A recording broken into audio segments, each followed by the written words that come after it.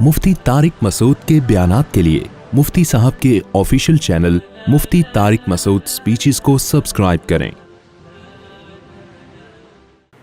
अल्हम्दुलिल्लाहि नहमदुहु व नुसल्ली अला रसूलिहिल करीम अम्मा बाद फ़अऊज़ु बिल्लाहि मिनश शैतानिर रजीम बिस्मिल्लाहिर रहमानिर रहीम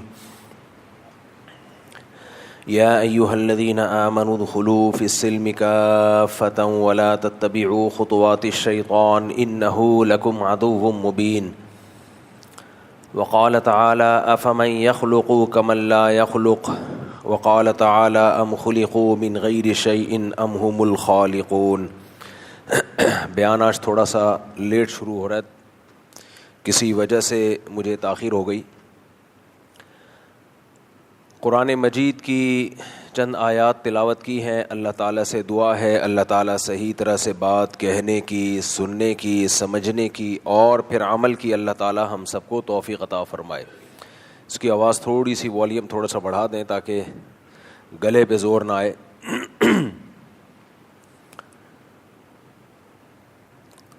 अल्लाह ताला ने कुरान मजीद में हुक्म दिया या अय्युहल्लज़ीना आमनु उदखुलू फ़िस्सिल्मि काफ़्फ़ा, ए ईमान वालो इस्लाम में मुकम्मल दाखिल हो जाओ।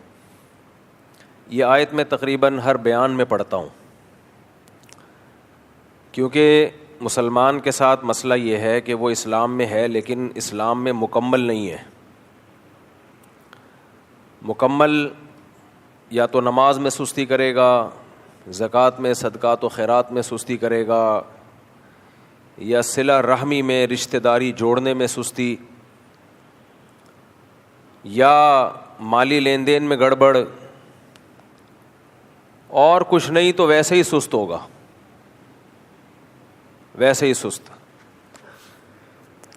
दुनिया में सुस्ती में जो नंबर 1 ममालिक हैं वो सारे टॉप के इस्लामी कंट्रीज़ हैं।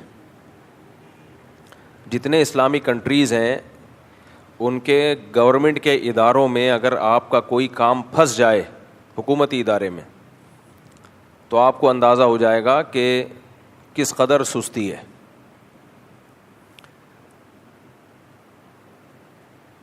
तो ये सुस्ती भी तो एक बहुत बड़ा जुर्म है, बहुत बड़ा गुनाह है। हर काम में सुस्ती, हर काम में सुस्ती। अल्लाह ताला का कानून है कि फितरत से जब कोई बगावत करता है, नेचर से जब कोई लड़ता है तो उसको सज़ा लाजमी मिलती है। अगर अल्लाह के हुक्म की कोई नाफरमानी हो जाए और आपको निदामत हो कि मैंने गलत किया, अब मैं अल्लाह के सामने तौबा इस्तिग़फ़ार करता हूँ, गिड़गिड़ाता हूँ, माफ़ी मांगता हूँ, अल्लाह माफ़ कर देता है। लेकिन खूब अच्छी तरह एक बात समझ लें, नेचर माफ़ नहीं करती है, फितरत माफ़ नहीं करती है। मिसाल के तौर पर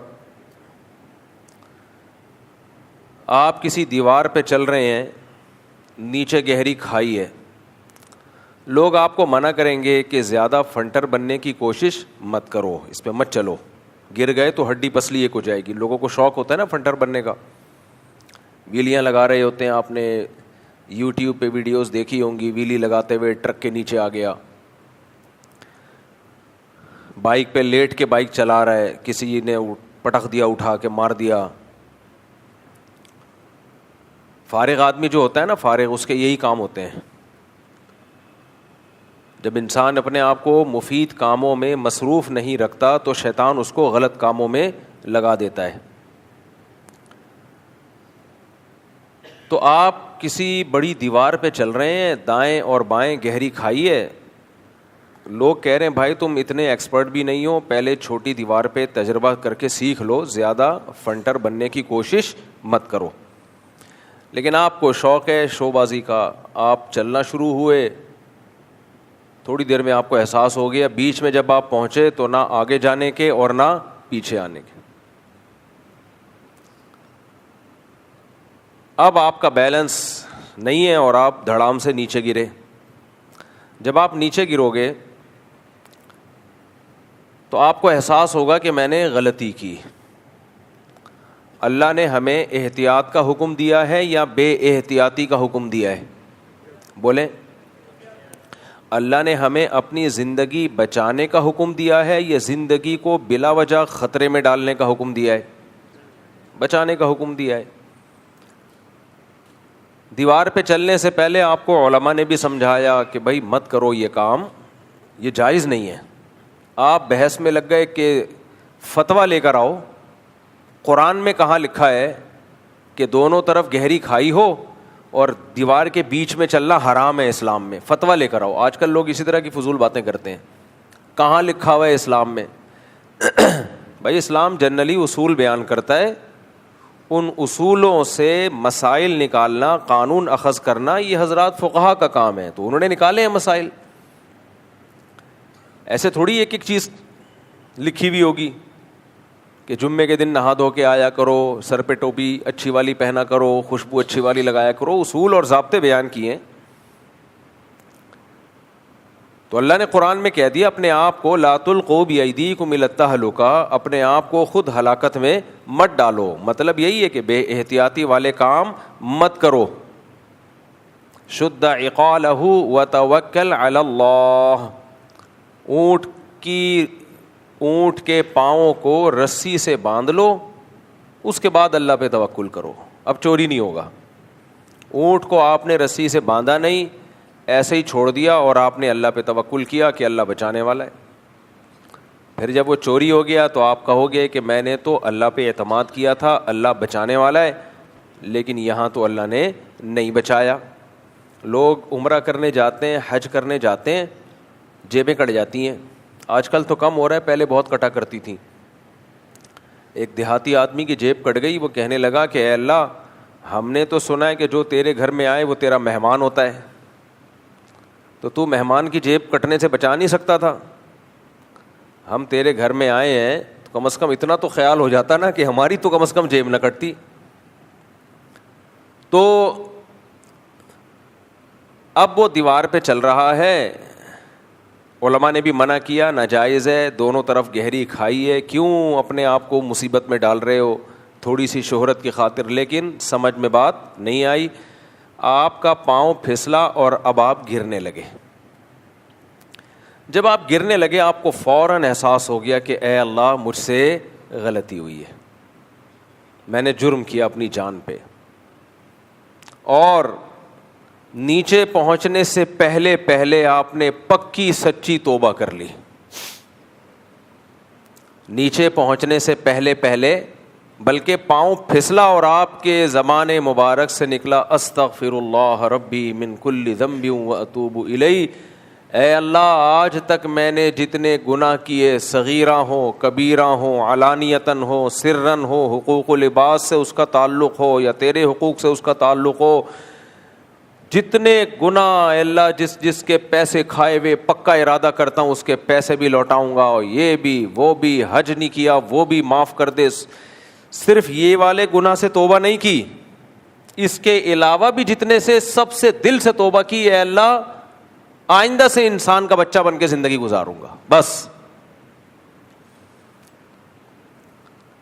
آپ کا کیا خیال ہے, اللہ معاف کر دے گا؟ نہیں, رفیع بھائی کہہ رہے ہیں نہیں کرے گا. کر دے گا معاف, اللہ معاف نہیں, گناہ معاف ہو جائے گا. ہاں نہیں, مال کھانے کا تو معاف نہیں ہوگا, وہ تو وراثت میں سے دینا پڑے گا. یہ جو اس نے بے احتیاطی کی ہے نا, اس کو احساس ہو گیا اور اس نے دل سے پکی اور سچی توبہ کر لی. جہاں حقوق العباد ہیں وہ تو بہرحال دینے پڑیں گے, وہ تو پھر اگر مر گیا تو اس کی وصیت میں سے نافذ, یعنی اس کی وراثت میں سے, وصیت نہیں, اس کی وراثت میں سے دینا پڑے گا پیسہ. لیکن جو اس نے بے احتیاطی کی تھی اب اس کو احساس ہو گیا اور پکی توبہ کی اس نے, تو بھائی توبہ سے ہر گناہ کیا ہو جاتا ہے, معاف.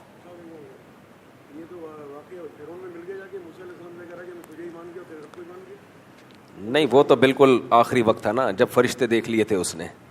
جب تک موت کا غرغرہ نہ آئے, روح نکلنا نہ شروع ہو, برزخ کے احوال نظر نہ آئیں, اس وقت تک انسان کی توبہ قبول ہوتی ہے. ان اللہ یقبل توبۃ عبدہ ما لم یغرغر، حدیث کے الفاظ ہیں.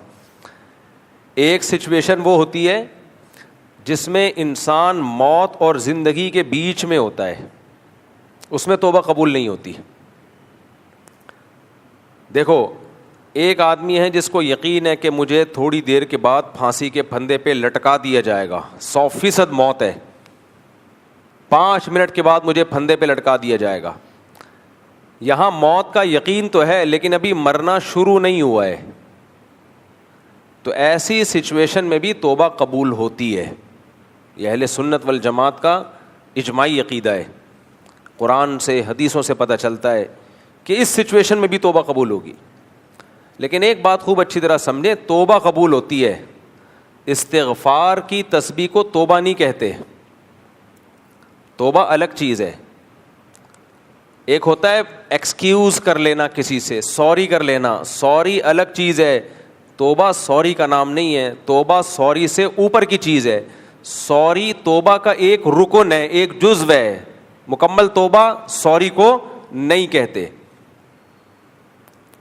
سمجھ میں آ رہی ہے بات؟ دیکھو سجدہ نماز کا ایک رکن ہے، سجدے کے بغیر نماز نہیں ہوتی. لیکن صرف سجدے ہی کو نماز تھوڑی کہا جائے گا. آپ نماز پڑھنے آئے ہو جمعے کی، آپ سجدہ کر کے چلے گئے تو نماز کہلائے گی یہ؟ نہیں بھائی. اور سجدے کے بغیر باقی نماز پڑھ لی تو بھی نماز نہیں کہلائے گی. تو ہم یہ کہہ سکتے ہیں کہ سجدہ نماز نہیں ہے لیکن نماز کا ایک اہم ترین رکن ہے. تو گناہ پہ اللہ سے سوری کرنا یہ توبہ کا ایک رکن ہے. سوری کو ہم استغفار کہہ سکتے ہیں کہ اللہ سے معافی مانگ رہا ہے. استغفر اللہ ربی من کل ذنب واتوب الیہ، اے اللہ جو گناہ مجھ سے ہوا میں تجھ سے اس پہ معافی مانگتا ہوں. اسی کو تو سوری کہتے ہیں نا، ایکسکیوز کر لیا اللہ سے. یہ توبہ نہیں ہے، خوب سمجھ لو. توبہ کا ایک رکن ہے، ایک پارٹ ہے توبہ کا، باقی 2 پارٹ ابھی باقی ہیں. 3 پارٹ کمپلیٹ ہوں گے، جیسے نماز میں قیام، سجدہ، رکوع، تلاوت، یہ سب پارٹس کمپلیٹ ہوں گے تو وہ عمل آپ کا نماز کہلائے گا. ایسے ہی توبہ کے 3 پارٹ ہیں. سب سے پہلا پارٹ یہ ہے کہ آپ اس وقت اس گناہ کو چھوڑ دیں. اس وقت اس گناہ کو چھوڑ دیں، آپ پریکٹیکلی چھوڑ دیں. آپ اس کو، ایک آدمی چوری کر رہا ہے اور توبہ بھی کر رہا ہے، اللہ سے معذرت بھی کر رہا ہے، لیکن کر رہا ہے چوری، تو یہ توبہ نہیں ہے، استغفار ہے. یہ توبہ نہیں کہلائے گا یہ عمل. آپ غیبت کر رہے ہو اور توبہ بھی کر رہے ہو، اللہ میں غیبتیں بہت کرتا ہوں، پھر شروع ہو گئے غفار بھائی ایسے، ستار بھائی ایسے، وسیم بھائی نے یہ کیا، یہ پنکھا چوری کیا تھا اس کے بھائی نے، یہ ایسا ہے، یہ ویسا ہے. اور پھر توبہ استغفار کی تسبیح ہاتھ میں آپ کے چل رہی ہے. لوگوں کے ہاتھ تسبیح چل رہی ہوتی ہے، آپ کی بھی ماشاءاللہ چل رہی ہے، لیکن آپ بیان سن رہے ہیں. اچھی بات ہے، تسبیح ہاتھ میں رکھنی چاہیے. تو تسبیح چل رہی ہے، استغفر اللہ استغفر اللہ، ڈرامہ بھی دیکھ رہے ہیں. اللہ مغفرت فرمائے ہماری دادی کی، ہمیں کوئی عیب نظر نہیں آیا ان میں، لیکن ایک چیز تھی، ڈرامہ بھی دیکھتی تھیں اور تسبیح بھی چلتی تھی. ہمارے گھر میں تو ٹی وی نہیں تھا، پڑوسیوں کے ہاں جا کے، اور ڈرامے بھی پہلے زمانے کے بڑے سیدھے سادے سے ہوتے تھے. باقی ماشاءاللہ تہجد، تلاوت، نماز، روزہ. یار ایک بات ہے، میں نے اپنی دادی سے بہت کچھ سیکھا ہے، آج سیکھ رہا ہوں میں ان سے. آپ حیران ہو گئے، مفتی صاحب کی دادی کو گئے ہوئے 30 سال ہو گئے اور آج سیکھ رہے ہو اس سے. میں جب انگریزوں کی دادیوں کو دیکھتا ہوں نا، او ہو پھر کمپیئر کرتا ہوں اپنی دادی سے. ہائے ہائے ہائے ہائے ہائے، خدا کی قسم ہمارا بڑا حسین معاشرہ ہے. گوروں پہ مت مرو یورپ امریکہ پہ. یہ خزاں ہے جو بانداز بہار آئی ہے، رنگ رلیوں پہ زمانے کی نہ جانا اے دل. یہ خزاں ہے جو بانداز بہار آئی ہے. کافر میں کوئی خیر نہیں ہے، خدا کی قسم کوئی خیر نہیں ہے، سب بکواس ہے، ڈرامے بازی ہے. ابھی ایک صاحب یورپ میں کلپ بنا، موضوع سے ہٹ رہا ہوں لیکن کیا کروں یار، دادی کا تذکرہ آیا تو دادی کو دوسروں کی دادیوں سے کمپیئر کر کے پتہ چلے گا نا، ہماری دادی کا پلڑا بہت بھاری تھا، خدا کی قسم بہت بھاری تھا. نہ کوئی ایجوکیشن تھی، نہ ڈاکٹر تھی، نہ سائنٹسٹ تھی، پھر بھی کامیاب لائف گزاری. نہ پیسہ تھا جیب میں، پھر بھی پاکیزہ زندگی, با اخلاق زندگی, طہارت والی زندگی اور ایک انتہائی کامیاب زندگی. انگریزوں کی بڈیاں سائنٹسٹ بھی ہوتی ہیں, ہائے ہائے ہائے, لیکچرار بھی ہوتی ہیں, پھر بھی چڈیاں پہن کے بڑھاپے میں گھوم رہی ہوتی ہیں, کوئی ہمیں دیکھ لے. دو دادیوں کو سامنے رکھا کرو, اپنے گھر میں جاؤ آج اپنی دادی کو. اب تو دادیاں مارکیٹ سے شارٹ اس لیے ہو رہی ہیں کہ شادیاں دیر سے ہوتی ہیں نا, تو دادی بننے سے پہلے ہی فوت ہو جاتی ہے عورت. یہ بھی ایک عذاب ہے ہماری سوسائٹی میں. تم لوگ بھی نہیں سدھرو گے, میں بھی نہیں سدھروں گا, یہ ذہن میں رکھنا. میں بھی اس ٹاپک پہ بولتا رہوں گا. بچیوں کی شادیاں جلدی کر دیا کرو, دادیاں نانیاں بھی بننا ہے ان نے بڑھاپے میں, پوتے نواسوں کی لذتیں بھی دیکھنی ہے انہوں نے, خود بھی جلدی کیا کرو تاکہ دادے نانے کا بن کے انجوائے کرو لائف کو. تو ان کی بڈھیاں دیکھ لو, بڈھیاں 80 سال کی بڈھی بریزر اور چڈی میں بیٹھی ہوئی ہوگی ساحل سمندر پہ, لائف کو کیا کر رہی ہے, انجوائے. آپ تو وہیں سے آئے ہیں, آپ کو دیکھا ہوگا آپ. یار یہ کوئی زندگی ہے یار, اس کے فضائل ہمیں بتاتے ہو. اس سے تو ہماری وہ دادی جو جس کا پوتا ڈھکن لیس گٹر پہ بیٹھ کے آتا ہے وہ زیادہ اچھا ہے. ابھی یورپ سے کسی نے کلپ بنا کے بھیجا کہ یہ اولڈ ہاؤس کا جو تصور ہے یورپ میں, یہ اتنا گندا نہیں ہے جیسے مسلمانوں نے سمجھ لیا ہے. آج کل نا کچھ لوگ وہاں جب جاتے ہیں تو ایک پہلو ان کے سامنے ہوتا ہے اس سوسائٹی کا, ایک پہلو, سڑکیں صاف, لوڈ شیڈنگ نہیں ہے, علاج کی سہولت ہے. یہ اس سوسائٹی کی خوبی نہیں ہے بھائی, یہ ایک سسٹم کی خوبی ہے. یہ حکومت اور پیسہ ہے, جب پیسہ ہوتا ہے تو سب کچھ کیا ہوتا ہے, سیٹ ہو جاتا ہے. شاعر نے شعر کہا ہے نا, خدا جب حسن دیتا ہے نزاکت آ ہی جاتی ہے, قدم گن گن کے رکھتے ہیں کمر بل کھا ہی جاتی ہے. جب جیب میں پیسہ ہوتا ہے نا تو چہرے پہ ایک رونق سی ہوتی ہے. تو جن قوموں کی جیب میں پیسہ ہے تو ان کے چہروں پہ بھی رونقیں ہیں, ظاہر ہے ڈیولپمنٹ ہے ٹھیک ٹھاک, اور وہ پیسہ بھی ہمارا ہی ہے بھائی, ہمارا ہی ہے. یہ ہندوستان سے سارا جو کھرید کے لے گئے تھے یہ لوگ. عالمگیر بادشاہ رحمۃ اللہ علیہ کے دور میں حکومت کے جو ایسٹس تھے نا, ایک دفعہ ان کو شمار کرنے لگے ہندوستان کی دولت, جس میں برما بھی تھا, بنگلہ دیش بھی تھا, پاکستان بھی تھا, ہندوستان بھی تھا. تو عالمگیر رحمۃ اللہ علیہ نے یہ کام لگایا کہ حکومت کے پاس ایسٹس کتنے ہیں, سونے کے ایسٹس, خزانے, اشرفیاں. آپ کو پتہ ہے جب سرکاری سطح پہ اکاؤنٹنگ کا کام ہوتا ہے تو وہ بہت بڑے پیمانے پر ہوتا ہے. جب اکاؤنٹنگ شروع کی گئی ہے تو حکومت عاجز آ گئی تھی, اتنی دولت تھی. یہ کام روکنا پڑا. جو اشرفیاں تھیں نا, سونے کے سکے, وہ کاؤنٹ نہیں کر پائے تھے. یہ سارا مال کہاں گیا ہے, یورپ گیا ہے, تجارت سے نہیں, غاصبانہ قبضہ کر کے. اور یہ ہمیں کہتے ہیں اسلام تلوار سے پھیلا ہے. بھائی صاحب تمہارے جو بلڈنگیں بنی ہیں نا, یہ بموں سے بنی ہیں, ہمارا خون چوسا ہے جس سے یہ سب کچھ تم نے ڈیولپمنٹ کا کام کیا ہے سارا. سمجھتے نہیں ہے بات کو, جب نہیں پڑھے گا رات کو تو نہیں سمجھے گا بات کو. تو ہمارے جو دیسی لبرل ہے نا, یہ بہت خطرناک ہوتا ہے. اچھا, انگریز کو آپ اپنی سوسائٹی کی خوبی دکھاؤ, فوراً مان جائے گا, فوراً یقین کر لے گا, یار بڑا زبردست تمہارا ایک سسٹم ہے.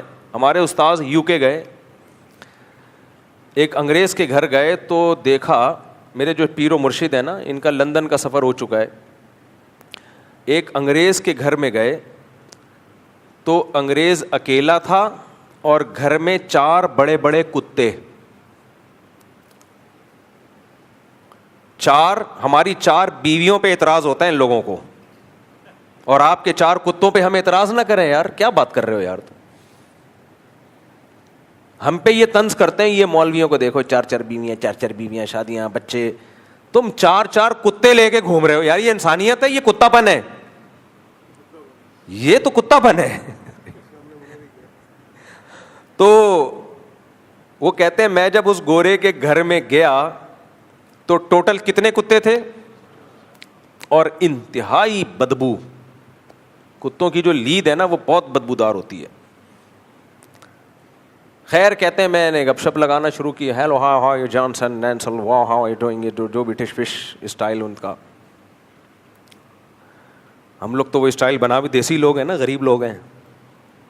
ہمارا تو یہ ہوگا, وسیم بھائی کیا کر رہے ہو, ستار بھائی, جمشید تم پھر بغیر نہائے آ گئے, ٹھیک ہے نا. ہمارا تو یہ اسٹائل ہوگا. ان کا اسٹائل بھی کیا ہے, چینج. خیر, کہتے ہیں گورے سے میری گپ شپ شروع ہوئی. یہ بات ہے 92-93 کی. تو کہتے ہیں گورے سے میری گپ شپ شروع ہوئی, تو پھر گورے نے خود اسلام کی تعریف کی. کہتے ہیں یہاں جو لندن میں جو مسلمان فیملیاں رہتی ہیں, مجھے ان کی ایک چیز بہت پسند ہے.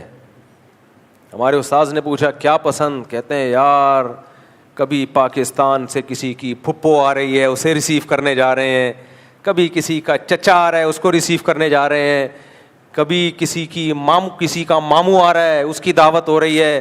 ہم لوگ کے ہاں نہ چچا رہا نہ پھپھو رہی, نہ, حالانکہ پھپھو بہت فسادی ہوتی ہے, اس کے باوجود کیا ہوتی ہے, محبت ہوتی ہے پھپھو سے. جتنے گھروں میں لڑائیاں ہو رہی ہیں اس میں ہاتھ کس کا ہوتا ہے, پھپھو کا ہوتا ہے. آپ کو نہیں, پھپھو تو بڑا پیارا رشتہ ہے, آپ کے لیے پیارا رشتہ ہے, آپ کی اماں کے لیے اس سے خطرناک رشتہ اس کائنات میں پیدا ہوا نہیں ہے. آپ کی اماں اور آپ کی پھپھو ایسے ہیں جیسے فلسطینی اور اسرائیلی, یہ ایسے ہیں. خیر, تو اس نے کہا اتنا تم لوگوں کا ایک نظام ہے, محبتیں. آج میڈیکل سائنس اور جو سائیکالوجسٹ ہیں وہ اس بات کا اعتراف کرتے ہیں کہ انسان کو سب سے زیادہ سکون کے لیے جو سب سے زیادہ جس چیز کی ضرورت ہے وہ ہے ریلیشن. وہ کیا ہے؟ اب وہ آرٹیفیشل ریلیشن, مصنوعی ریلیشن پہ زور دیتے ہیں. ان کے جو ماہر نفسیات ہیں نا انگریزوں کے, وہ بھی کہتے ہیں آپ کی مینٹلی ہیلتھ کے لیے, سکون کے لیے دولت سے زیادہ ویلیو کس چیز کی ہے؟ ریلیشن کی. کیونکہ انسان انڈیویجول لائف نہیں گزار سکتا. تو اب ان کے جب ریلیشن مارکیٹ سے شارٹ ہو گئے تو اب وہ آرٹیفیشل ریلیشن کیسے ہے؟ بلڈ ریلیشن نہیں ہے, آپ خود سے ریلیشن بنا رہے ہو. وہ کہتے ہیں بھائی صدقہ خیرات کیا کرو تاکہ غریبوں سے آپ کا تعلق اچھا ہو. جمشید کو کبھی اپنے پیسوں پہ بھی چائے پلا دیا کرو تاکہ جمشید تمہارے ساتھ کلوز ہو جائے, کیونکہ وہاں رواج نہیں ہے اپنے خرچے پہ کسی کو چائے پلانے کا. تو کوئی جو نیڈی پیپل ہیں آپ جا کے ان کا تھوڑا سا مدد کر لیا کریں, اس سے ریلیشن کیا ہوگا آپ کا؟ مضبوط. او بھائی صاحب, سب سے پہلا ریلیشن ماں اور باپ کا ہوتا ہے. سمجھتے ہو یہ کس کا بنایا ہوا ہے؟ اماں ابا کے بغیر خوشیاں نہیں ہیں. تبھی تو باپ ماں کے مرنے پر کیسا روتے ہیں, ایسا لگتا ہے گھر اجڑ گیا. ہم تو دادی کے مرنے پر اتنا روئے تھے, گھر اجڑ گیا بھائی, ریلیشن ختم. کیونکہ دادیوں کا پوتوں سے کیا ہوتا ہے؟ ریلیشن. بھائی بہنوں کا رشتہ, یہ تو اس پہ تو میں بہت دفعہ بولتا رہتا ہوں, میں زیادہ ڈیپ میں نہیں جاؤں گا. تو میں یہ عرض کر رہا تھا ہمارے جو دیسی لبرل ہے نا, دیسی لبرل, یہ بڑے ڈینجر. انگریز کو آپ سمجھائیں سمجھ جائے گا فوراً, کیونکہ وہ سفید کاغذ کی طرح ہے. اس کو آپ اسلام کی بیوٹی سمجھائیں 2 منٹ میں سمجھ میں آئے گی. ہمارا جو دیسی لبرل ہے نا, جب یہ جاتا ہے وہاں تو جو اس کی آنکھیں کھلتی ہے نا, وہ آبشاریں دیکھ کے اور روڈ اور سڑکیں اور خوبصورتی دیکھ کے, تو وہ سمجھتا ہے سب کچھ یہیں ہے. تو وہ اولڈ ہاؤس کے بھی فضائل بیان کرنا شروع کر دیتا ہے. تو ابھی ایک دیسی لبرل ہیں, وہ آج کل بڑے فضائل بتا رہے ہیں کہ اولڈ ہاؤس کا وہ کانسیپٹ ہماری سوسائٹی میں نہیں ہے جو مسلمان بتاتے ہیں یہاں اسکالرس. اولڈ ہاؤس تو بڑے خوبصورت ہوتے ہیں, اور بوڑھے لوگ خود کہتے ہیں کہ ہمیں بیٹا اولڈ ہاؤس میں جمع کر دو, وہاں ہمیں پہنچا دو, وہاں ہماری کیئر گھر سے زیادہ ہوگی, وہاں ہم کیرم بورڈ کھیلیں گے, وہاں ہم اسنوکر کھیلیں گے, وہاں ہم فلمیں دیکھیں گے, وہاں ہم سب بڈھے آپس میں بیٹھ کے اپنی جوانی کی داستانیں سنائیں گے. ایک بڈھا بڈھی بیٹھے ہوئے تھے, کھانا منگوایا انہوں نے, کھانا منگوایا تو پہلے بوڑھے نے کھایا, جب ختم کر لیا تو پھر آرڈر دیا گیا بڑھیا کے لیے منگوایا. تو ویٹر نے پوچھا کہ تم دونوں نے ایک ہی ٹائم پہ کیوں نہیں منگوایا؟ تو انہوں نے کہا 32 فارغ نہیں تھی, پہلے میں نے 32 لگا کے کھانا کھایا ہے, اب میں کھا چکا ہوں تو یہ 32 کون یوز کرے گا؟ یہ دادی یوز کرے گی. تو اس لیے تو یہ ساری سہولتیں کہاں میسر ہوتی ہیں؟ سارے بوڑھے ایک جگہ اکٹھے ہو جاتے ہیں. تو کتنا اچھا اولڈ ہاؤس. آئے ہائے ہائے, انسان کی عقل. ہمارے حضرت فرمایا کرتے تھے انسان اسلام سے جب ہٹتا ہے نا, سب سے پہلے اس کی کھوپڑی خراب ہوتی ہے. سب سے پہلے جو چیز خراب ہوتی ہے وہ کیا ہے؟ کھوپڑی. صحیح اور غلط کا معیار, کرائٹیریا کیا ہے؟ او بھائی, بڈھے کو اولڈ ہاؤس کی ضرورت نہیں ہے, اس کو محبت کی ضرورت ہے, اس کی تنہائی دور کرنے والی اولاد کی ضرورت ہے. آپ اپنے بڈھے کو, بوڑھے باپ کو بھیج دیں برج خلیفہ, بولے ابا آپ وہاں انجوائے کرو لائف کو. دبئی بھیج دیں, ابا آپ انڈا موڑ پہ آپ کا رہنا مناسب نہیں ہے, آپ یہ غریب ملک کے بجائے دبئی میں آپ کو بھیج رہا ہوں, آپ وہاں رہیں, وہاں آپ جیسے 5-6 بڈھے جمع ہوئے ہوئے ہیں. ابا چلے جائے گا بڑھاپے میں. ابا امریکہ جانے کے لیے ایگری نہیں ہوتا بھائی, سمجھ رہے ہو؟ ابا چلا جائے گا وہاں. ابا بولے گا کم بختو, میں نے تمہیں اس لیے پیدا کیا تھا کہ بڑھاپے میں مجھے دبئی بھیج دینا, تم یہاں رہنا, تم دفاؤ وہاں پہ, تم جاؤ وہاں پہ. تو اولڈ ہاؤس کے بھی ابھی فضائل جو ہے نا ہمارا لبرل طبقہ بیان کرنا شروع کرے گا, آپ دیکھیں. اور یہ جو ایک پہلو دکھایا کہ اولڈ ہاؤس میں اتنی کیئر ہو رہی ہے اتنا, یہ بھی ایسا نہیں ہے, یہ بھی پرائیویٹ اولڈ ہاؤس ہیں جو ابا نے اپنے خرچے پہ ہائر کیے ہوئے ہیں. ورنہ جو حال وہاں اولڈ ہاؤس کا ہے وہ بھی اللہ کی پناہ ہے. بڈھے کو کوئی کسی اور کے بڈھے کو کیوں رکھے گا بھائی؟ ڈیوٹی سمجھ کے کسی کی خدمت کرنا اور محبت کی بیس پہ کرنے میں زمین اور آسمان کا فرق ہے. ڈیوٹی سمجھ کے خدمت ایئر ہوسٹس کرتی ہے, ٹائم دیکھ رہی ہوتی ہے کب فلائٹ زمین پہ اترے گی اور میری ڈیوٹی ختم ہوگی اور پھر پیسے لینے پہنچ جائے گی. اور محبت میں جو خدمت وہ ہوتی ہے جو سعودی عرب میں ایک کیس آیا تھا کہ ایک بیٹے نے کہا ماں میں اپنے پاس رکھوں گا بڑھاپے میں, دوسرے نے کہا ماں میرے پاس رہے گی. اتنا جھگڑا ہوا ہے نا دونوں بیٹوں کا, کورٹ میں کیس پہنچا ہے. یہ ڈیوٹی نہیں ہے, یہ کیا ہے؟ محبت. جس سے انسان کو محبت ہوتی ہے خرچ کرنے میں مزہ آتا ہے اس پہ. وہ کہتے ہیں یہ میری پراپرٹی ہے, میں رکھوں گا بوڑھی ماں اور بوڑھے باپ کو. یہ لڑائیاں مسلم سوسائٹی میں نظر آئیں گی, غیر مسلموں میں یہ لڑائیاں مارکیٹ سے شارٹ. سعودی عرب میں BBC کی رپورٹ تھی, ہے 2 بھائیوں میں لڑائی ہوئی, کہہ رہا میں رکھوں گا ماں کو, کہہ رہا میری ماں ہے, تیری ماں ہے کیا, میں رکھوں گا. کورٹ میں کیس گیا ہے, پھر عدالت نے 6 مہینے کا کہا ہے کہ 6 مہینے تو رکھے گا, 6 مہینے تیرا باپ رکھے گا, تو رکھے گا. کس سطح پہ لڑے. میں جب میڈیا دیکھتا ہوں نا تو ڈپریشن سے نیند اڑتی ہے کہ علماء کس سطح پہ لوگوں سے جنگ کریں. مذہب انسان کو صحیح گائیڈ کرتا ہے, لیکن مذہبی اسکالر ہی اگر 2 نمبری شروع کر دیں, 2-3 مذہبی اسکالر ہیں آج کل, انہوں نے یہ منجن بہت بیچنا شروع کر دیا ہے کہ تمہاری بیوی پر تمہاری ماں کی خدمت لازم نہیں ہے. یار تم بے شرمو, تمہاری ماں جب تمہاری بیوی کو بلاتی ہے کہ بیٹا پانی لے کر آؤ, بغیر تو تم اپنی بیوی کو یہ مسئلہ بتایا کرو کہ تم پر میری ماں کی خدمت لازم نہیں ہے. کیسے بے شرم لوگ ہیں, غیرت نہیں ہے ان لوگوں میں. آپ اس پر بیان کرو کہ ساسیں بہوؤں پہ ظلم کرتی ہیں, ہم بھی سنیں گے آپ کی بات, کرتی ہیں, اس میں 2 رائے نہیں ہو سکتی. اس کو غلام بنا کے رکھتی ہیں, غلط ہے, نہیں رکھنا چاہیے. لیکن آپ نے اتنا مبالغہ کر دیا عورت کے حقوق, فیمنسٹ عورتوں کو بھی پیچھے چھوڑ دیا آپ نے. گھروں کا نظام کیسے چلے گا؟ ہمیشہ گھروں میں چھوٹے کس کی خدمت کرتے ہیں؟ بڑوں کی. یہ ہماری سوسائٹی کی خوبصورتی ہے. صحابہ میں بھی ایسا ہی ہوتا تھا. یہ کہتے ہیں صحابہ میں اس کی کوئی مثال نہیں ملتی.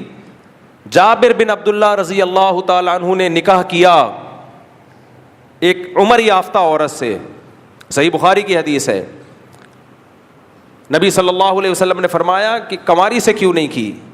حضرت جابر نے کیا فرمایا, میری چھوٹی چھوٹی بہنیں ہیں, میں اگر کسی کم عمر لڑکی سے شادی کروں گا تو میری بہنوں کو سنبھالے گی کیسے؟ وہ میری ماں نہیں ہے, میری بہنوں کو کون, وہ تو خود اس کو بھی مجھے سنبھالنا پڑے گا. تو میں نے ذرا میچور خاتون سے شادی کی ہے. اس سے پتہ چلتا ہے کہ نکاح کا ایک مقصد گھر سنبھالنا بھی ہوتا ہے. آپ حضرت جابر کو یہ بتاتے کہ آپ کی بیوی کا کام آپ کی بہنوں کو سنبھالنا نہیں ہے, ایک رکھ کے تھپڑ لگاتے ہو کہ تو اپنی سوسائٹی کو جا کے تباہ کر. ہمارا ایک خوبصورت گلشن ہے, خوبصورت بہار ہے, ریلیشن ہے. مرد کے دل میں جگہ ہی وہ عورت بناتی ہے جو عورت اس کے ماں باپ کی خدمت کرتی ہے. مرد کہتا ہے میری خدمت مت, اگر مرد کا بچہ ہوگا, غیرت مند ہوگا, مجھے اگنور کر دے, میری ماں کا خیال کر. ہر آدمی اسکالر بن کے منجن بیچ رہا ہے.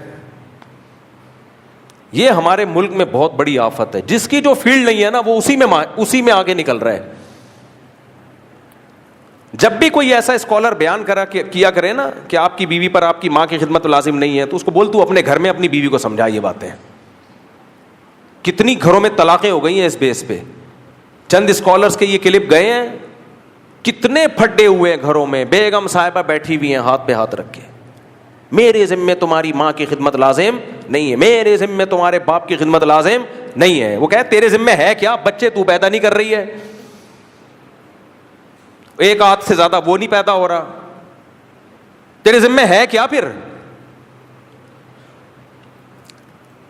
آپ کہہ سکتے ہو کہ بیٹا کرے نا ماں کی خدمت, یقیناً کرے, لیکن باہر کے کام کون سنبھالے گا بھائی.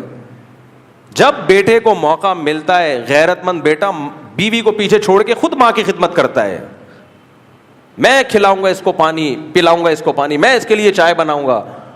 لیکن مرد کے ذمے اللہ نے کہاں کے کام رکھے ہیں. کمبختو, تم تو ایک اکیڈمی میں بیٹھے ہوئے ہو, باہر جاتے نہیں ہو. مرد کو کمانے کے لیے باہر جانا پڑتا ہے. تم لوگوں کو کیوں خراب کر رہے ہو. جو سعودی عرب میں جاب کر رہا ہے, جو امریکہ میں جاب کر رہا ہے, جو ہم تو اسی کے قائل ہیں کہ جہاں جاؤ سفر میں بیوی کو ساتھ لے کے جاؤ, لیکن ہر آدمی کے پاس اتنے وسائل نہیں ہوتے. اصل حکم تو یہی ہے کہ ساتھ ہونی چاہیے تمہاری, لیکن ہر آدمی اتنا افورڈ نہیں کر سکتا. صحابہ میں بھی ایسا نہیں تھا, سب نہیں لے کے جاتے تھے.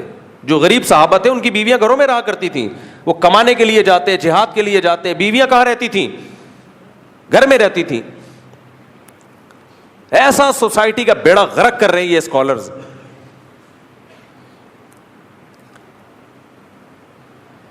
مرد کے دل میں سب سے زیادہ قدر ہی اس عورت کی ہے جو اس کے ماں باپ کو, وہ شادی کرنے کا ایک بڑا مقصد ہی یہی ہوتا ہے بھائی. لڑکیوں کو باغی بنایا جا رہا ہے. آپ بھی کریں خدمت, لیکن باہر کے کام اللہ نے کس کے ذمے لگائے ہیں, مرد کے ذمے لگائے ہیں.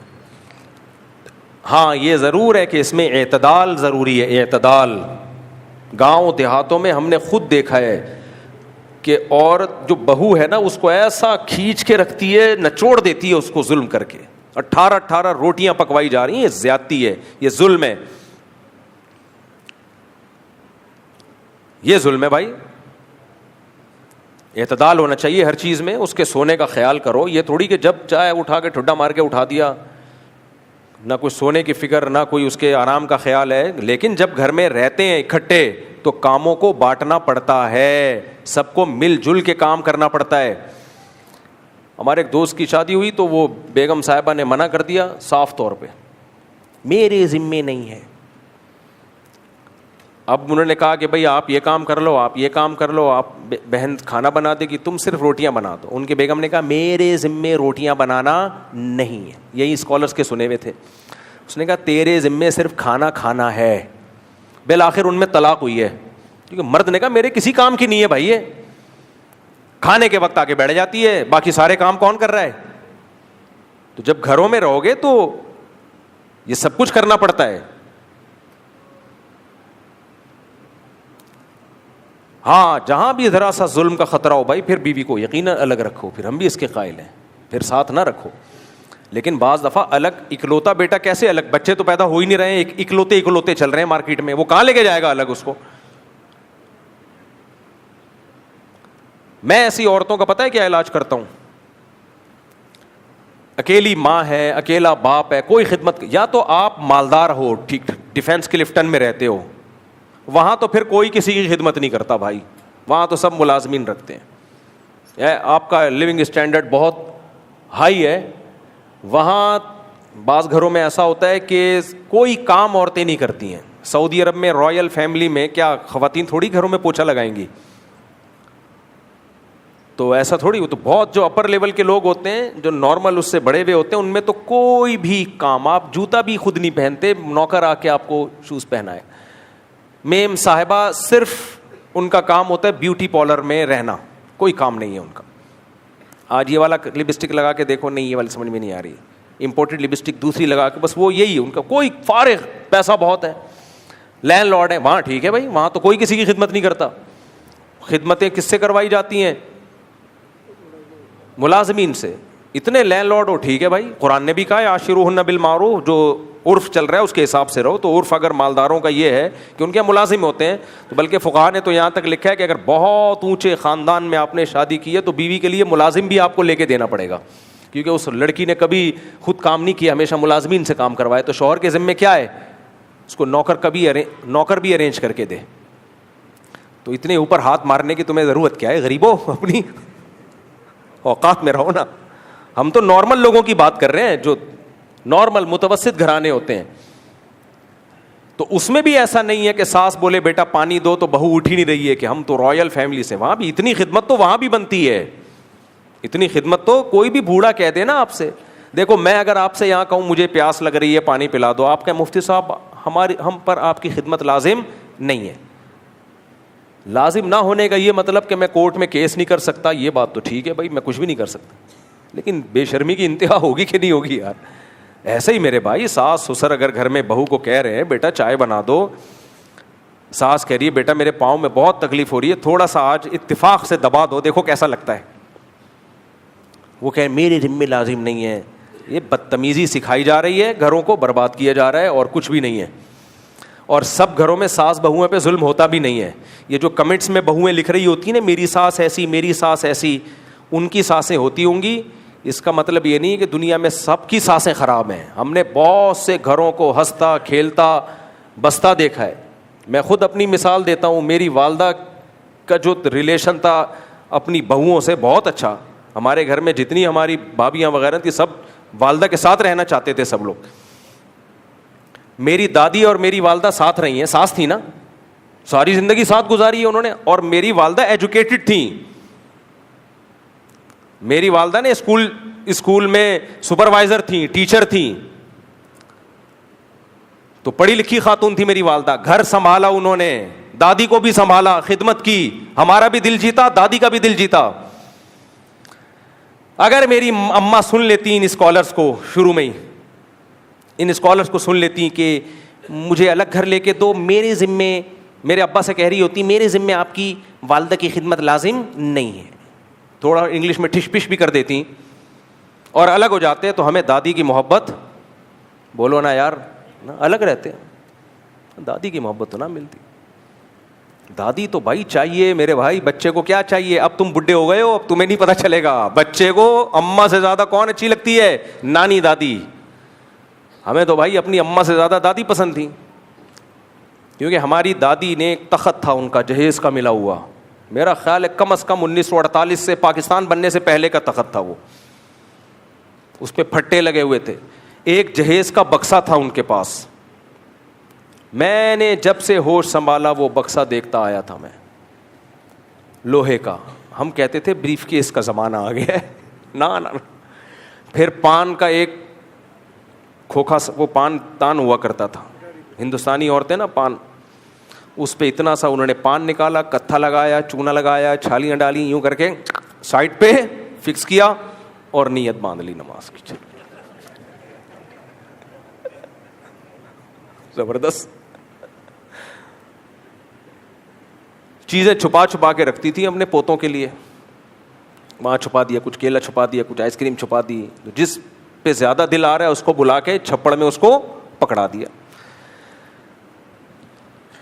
انگریزوں کی دادی کو دیکھو, بریزر پہن کے اور چڈی پہن کے بیٹھی ہوئی ہوگی. یار کچھ انسان کو کچھ اس عمر میں تو کم از کم کچھ اسکارف ہو. پھر میں جب انگریزوں کی بڑھیوں کو دیکھتا ہوں مجھے اپنی نانی بھی یاد آتی ہے, دادی بھی. نانی کا بھی ایسے ہی حساب تھا. میں فوراً دیکھتا ہوں یار ہماری دادیوں کے سروں پہ چادریں ہوتی تھیں, ہاتھ میں تسبیح, وضو بار بار وضو کرنا کی وجہ سے چہرے پہ ایک رونق, تلاوت,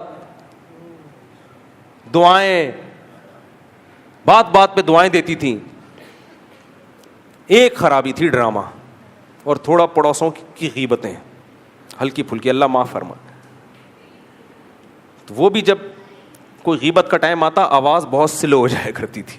ہم کہتے تھے بھائی آواز تو کمرے سے باہر نہیں جا رہی, لیکن اتنے آرام سے. آپ نے دیکھو پرانے زمانے کی دادیاں جب غیبت کرتی ہیں نا تو آواز کیا کر دیتی ہیں, سلو. ان کو احساس ہوتا ہے کہ ہم کوئی الٹا کام کر رہے ہیں, ٹھیک کام نہیں کر رہے ہم. تو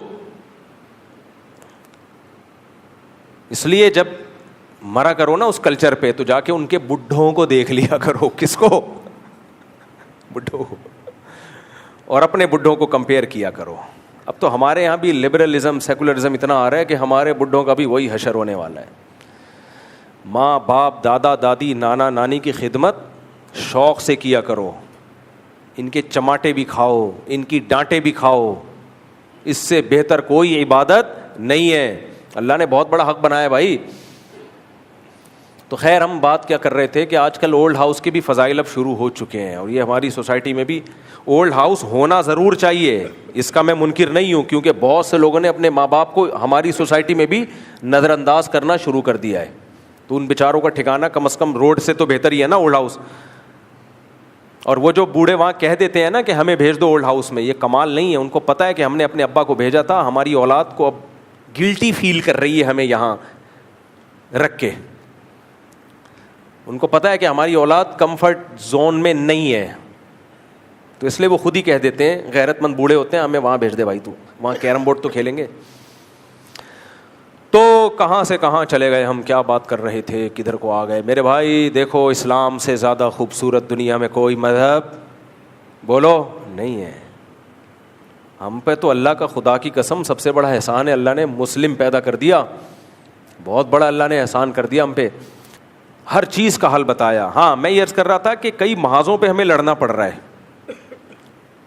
جو ایک سیلاب آ رہا ہے طوفان بدتمیزی کا, اس کے مقابلے میں ہم اسلام کو لے کر آتے ہیں, لیکن پھر مذہبی اسکالر اسلام کی جب غلط تشریح کرنا شروع کر دیتے ہیں, ان سے الگ لڑائی شروع ہو جاتی ہے ہماری. بھائی یہ وہ غلط اسلام ہے, صحیح اسلام کیا ہے؟ صحیح اسلام ریلیشن پہ بلیو رکھتا ہے, محبت پہ یقین رکھتا ہے. آپ دیکھو اسلام میں محبت کی کتنی ویلیو ہے, اس سے آپ ایک مسئلے سے اندازہ لگاؤ کتنی ویلیو ہے. جوڑ پر اسلام کتنا یقین رکھتا ہے. مسئلہ یہ ہے کہ اگر میاں بیوی دونوں کافر تھے, دونوں کی شادی ہو گئی, تو اسلام اس شادی کو ایکسیپٹ کر لیتا ہے. کیا خیال ہے بھائی, کرتا ہے کہ نہیں کرتا؟ بھائی ہندو کی شادی ہندو لڑکی سے ہوئی اور آگ کے گرد 7 چکر لگائے, پنڈت جی نے ہنڈڑا پڑھ کے اس کا نکاح پڑھا دیا. میں جب انڈیا گیا تو سب سے پہلے میں پنڈت جی سے ملوں گا, یہ آپ پڑھتے کیا ہو؟ ہم تو پڑھتے ہیں یا ایھا الناس اتقوا ربکم, اے لوگو اللہ سے ڈرو, اور اس نے تمہیں ایک جان آدم اور حوا سے پیدا کیا. ہم تو یہ پڑھتے ہیں, سمجھ میں آ رہا ہے. وہ پتہ نہیں کیا پڑھ رہے تو مجھے ایسا لگتا ہے وہ کہہ رہے تھے بھاگ جائے, انسان کا بچہ بن گیا, ابھی گھوڑے پہ بیٹھ کے بھاگ جا, دفعہ ہو جائے یہاں سے. شاید یہ سمجھا رہے ہوتے ہیں اس کو, کسی کی سمجھ میں نہیں آتا. تو پنڈت جی سے میں ترجمہ پوچھوں گا, یہ آپ پڑھتے کیا ہو؟ کوئی اچھے کلمات ہی ہوں گے, اچھا مطلب ہی ہوگا کہ یہ ایک اچھا کام کر رہے ہو, پہلی دفعہ زندگی میں کوئی ڈھنگ کا تم نے کام کیا ہے. یا اس کو ڈانٹ رہے ہوتے ہوں گے, انسان کے بچے تم نے ڈھنڈڑا پہلے کیوں نہیں یہ کام کیا, ڈھنڈڑا بڑھاپے میں کیوں یہ کام, ہو سکتا ہے یہ ڈانٹ رہے ہوں اس کو. کبھی انڈیا جانا ہوا تو میں پنڈت جی سے پوچھوں گا ترجمہ کر کے بتاؤ یار. اب ہندو کی شادی ہوئی ہندو لڑکی سے, آگ کے گرد 7 چکر لگائے اور ان کا نکاح ہو گیا, تو اسلام اس نکاح کو ایکسیپٹ کر لیتا ہے, حالانکہ ان کے مذہب کے مطابق پڑھایا گیا. ایکسیپٹ کرنے کا مطلب کیا؟ بچے ہو گئے, اسلام اس کو حلال بچہ کہے گا, سمجھ رہے, ثابت النسب کہے گا, ناجائز اولاد نہیں کہے گا, اور اس کے باپ کو باپ مانے گا. اگر وہ دونوں اسلام لے آتے ہیں تو ان کو دوبارہ نکاح پڑھنے کی بھی ضرورت نہیں ہے, بس وہی پرانا نکاح ان کا اسلام ایکسیپٹ کر لیتا ہے. مسئلہ یہاں کھڑا ہوتا ہے کہ دونوں مسلمان نہیں ہوئے, دونوں میں سے ایک نے اسلام قبول کر لیا. ہندو لڑکی ہے, ہندو لڑکا ہے, دونوں میں سے ایک نے اسلام قبول کر لیا. اب کیا ہوگا؟ ظاہر ہے اب ان کا نکاح نہیں چل سکتا, کیونکہ ہندو اور مسلم کا نکاح نہیں ہو سکتا. اب بعض فقہا کہتے ہیں کہ چونکہ نہیں ہو سکتا, لہذا جیسے ہی ایک نے اسلام قبول کیا فوراً ان کے درمیان نکاح ختم. شوہر نے اسلام قبول کیا, بیوی آزاد ہے, عدت کے بعد جہاں چاہے نکاح کرے. عدت ان کا وہ جو بھی ہے ان کے مذہب کے مطابق عدت ہے نہیں ہے. عورت نے اسلام قبول کیا, مرد جہاں چاہے, ہندو مرد ہے وہ جہاں چاہے, یعنی عورت جہاں چاہے نکاح کر لے عدت کے بعد. یہ بعض حضرات کی رائے, لیکن امام حنیفہ رحمہ اللہ کی رائے کیا ہے؟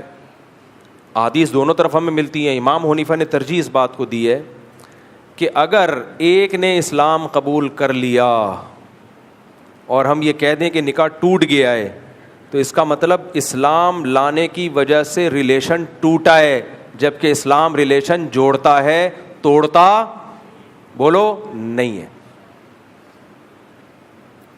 یعنی اس کا تو مطلب یہ ہوگا کہ اسلام لانے سے نکاح ٹوٹ رہا ہے, بھائی یہ تو ریلیشن ختم ہو رہا ہے. اب دونوں کو چلنے بھی نہیں دے سکتے کیونکہ مسلم اور غیر مسلم جمع نہیں ہو سکتے. تو وہ کہتے ہیں کہ اگر شوہر اسلام لایا ہے تو شوہر کورٹ میں کیس کرے گا کہ میں اسلام لایا ہوں, کورٹ میری بیوی کو کہے کہ تم بھی اسلام لے کر آؤ تاکہ تمہارا نکاح برقرار رکھا جائے. بیوی پہ اسلام پیش کیا جائے گا, بیوی اسلام لے آئے, ٹھیک ہے, کوئی تجدید نکاح کی ضرورت نہیں ہے, پرانا والا نکاح باقی ہے.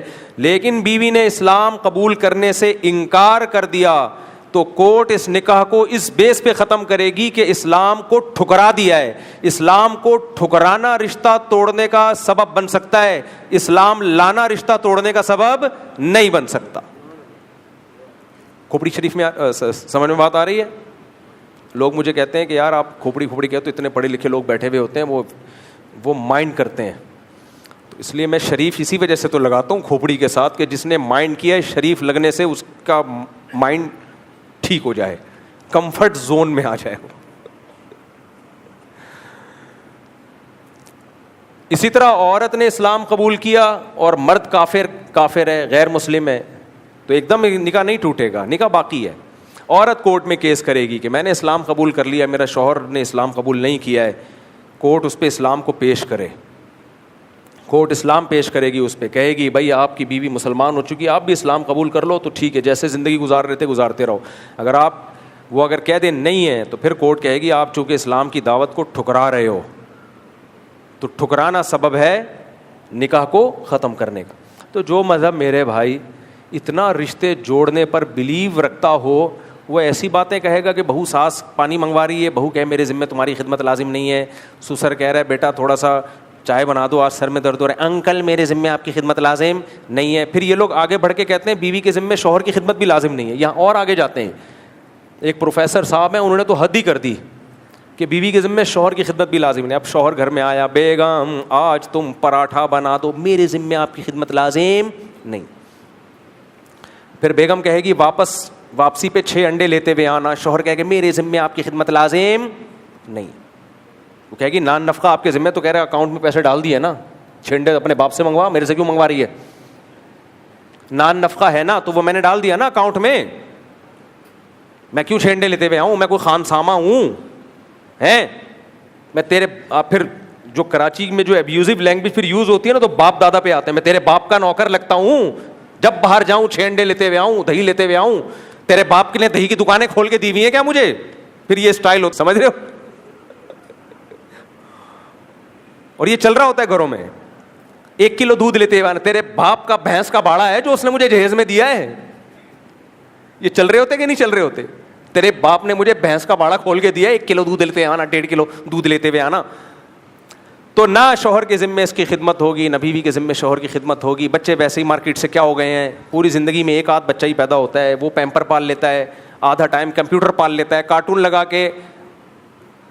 بھائی دیکھو بچے آج کل کیسے پل رہے ہیں, صبح اسکول جائیں گے, دوپہر کو اسکول سے آئیں گے باپ کی فیسوں پہ. تو 6-7 گھنٹے کس نے پالا؟ اسکول نے پالا.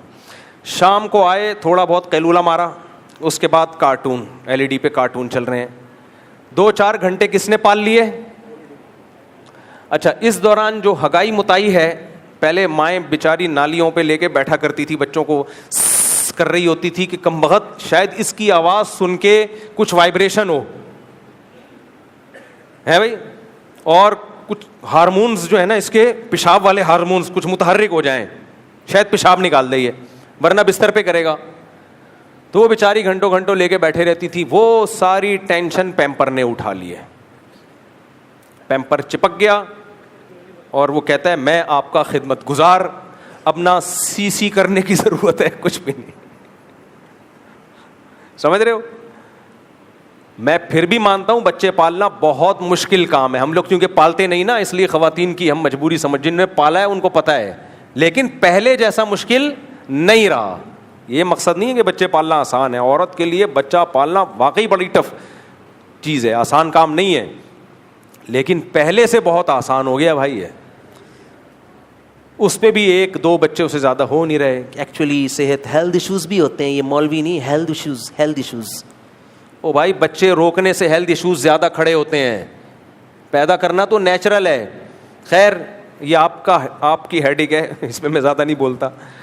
تو اب کیا ہو رہا ہے کہ اس پہ بھی اس کے ذمے نہ گھر کے کام, تو یہ بھی کہے گا میرے ذمے باہر کے کام نہیں ہے.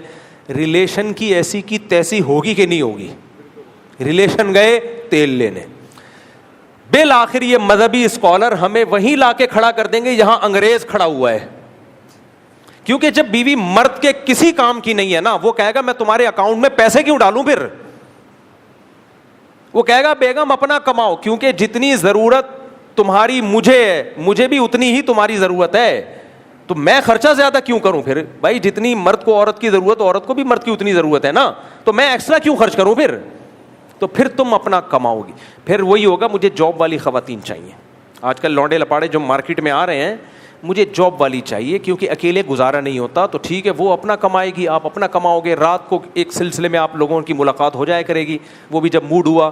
اگر وہ سلسلے میں نہیں موڈ ہوا تو وہ بھی سلسلہ آپ کا کیا ہے, ویسے ہی اس سے پھر گرل فرینڈ زیادہ اچھی ہے. تبھی یہ لوگ آج کل گرل فرینڈ کی طرف آ رہے ہیں کہ یار وہ کم از کم ٹینشن وہ نہیں دیتی, حقوق اس کے ذمے بھی کچھ نہیں ہے, ٹینشن وہ نہیں دیتی. اور بیگم کا مسئلہ ان لوگ کہتے ہیں یہ کھڑا ہو گیا کہ ٹینشن فل دے رہی ہے, حقوق بالکل بھی نہیں دے رہی. سب کی بات نہیں کر رہا, یعنی ہمارے جو اسکالرز ہیں نا, وہ سوسائٹی کو اس طرف لے کے جا رہے ہیں. میجورٹی تو اللہ کا شکر ہے گھروں میں تمیز سے ہی رہ رہی ہیں, عورتوں کی بڑی خدمت گزار ہوتی ہیں, سب کچھ گھر سنبھالا ہوا ہوتا ہے. لیکن ہمارے اسکالرز کو یہ سسٹم اچھا نہیں لگ رہا. جو نام نہاد اسکالرز آ رہے ہیں, جو عالم نہیں ہیں, وہ تباہ کر رہے ہیں سوسائٹی کو. کہاں سے بات چلی تھی, ہم یہیں کور کو نکل گئے, لیکن کوئی بات نہیں. ہم نے کون سا ایم اے اسلامیات کے پیپر کی تیاری کرانی ہے آپ کو کہ ہم ٹاپک پہ رہیں. واعظ و نصیحت کی مجلس ہے, جو بات کام کی مارکیٹ میں آئے گی, پارسل کا ہمارے پاس انتظام ہے. اس لیے بھائی اپنی بچیوں کو بھی سکھایا کرو, بیٹا جب گھر سے رخصت ہو کے جا رہی ہو, ہم سے زیادہ تم پر تمہارے ساس سسر کا حق ہے. یہ سکھایا, ہم نے سکھایا الحمدللہ, ہوائی باتیں نہیں کر رہے. اب تمہاری جنت بھی وہی, جہنم بھی وہی. ہاں نظر رکھو کہ ظلم نہ ہو رہا ہو, بالکل ایسا نہ ہو جاؤ, کیونکہ بعض لوگ اس میں بھی زیادتی کرتے ہیں. بچیاں روتی بھی گھر آتی ہیں تو ایک دم متاثر نہ ہو جایا کرو. بچیوں کی طبیعت میں آج کل ٹھہراؤ نہیں ہوتا, عورت کی طبیعت میں, لیکن نگرانی رکھو کہ یہ نہیں ہوگا کہ ہم ظلم ہونے دیں گے. یہ غلط ہے بھائی, ایسا نہیں ہو سکتا کہ صبح شام بے تحاشا مار پیٹ رہا ہو اور تانے دے دے کے اس کو ڈپریشن کا مریض بنا دیا ہو. یہ نہیں ہوگا. لیکن یہ بھی نہیں ہوگا کہ ذرا ذرا سی باتوں کی بیس پہ ہم اس کو ساس سسر سے بغاوت پہ اکسانا شروع کر دیں.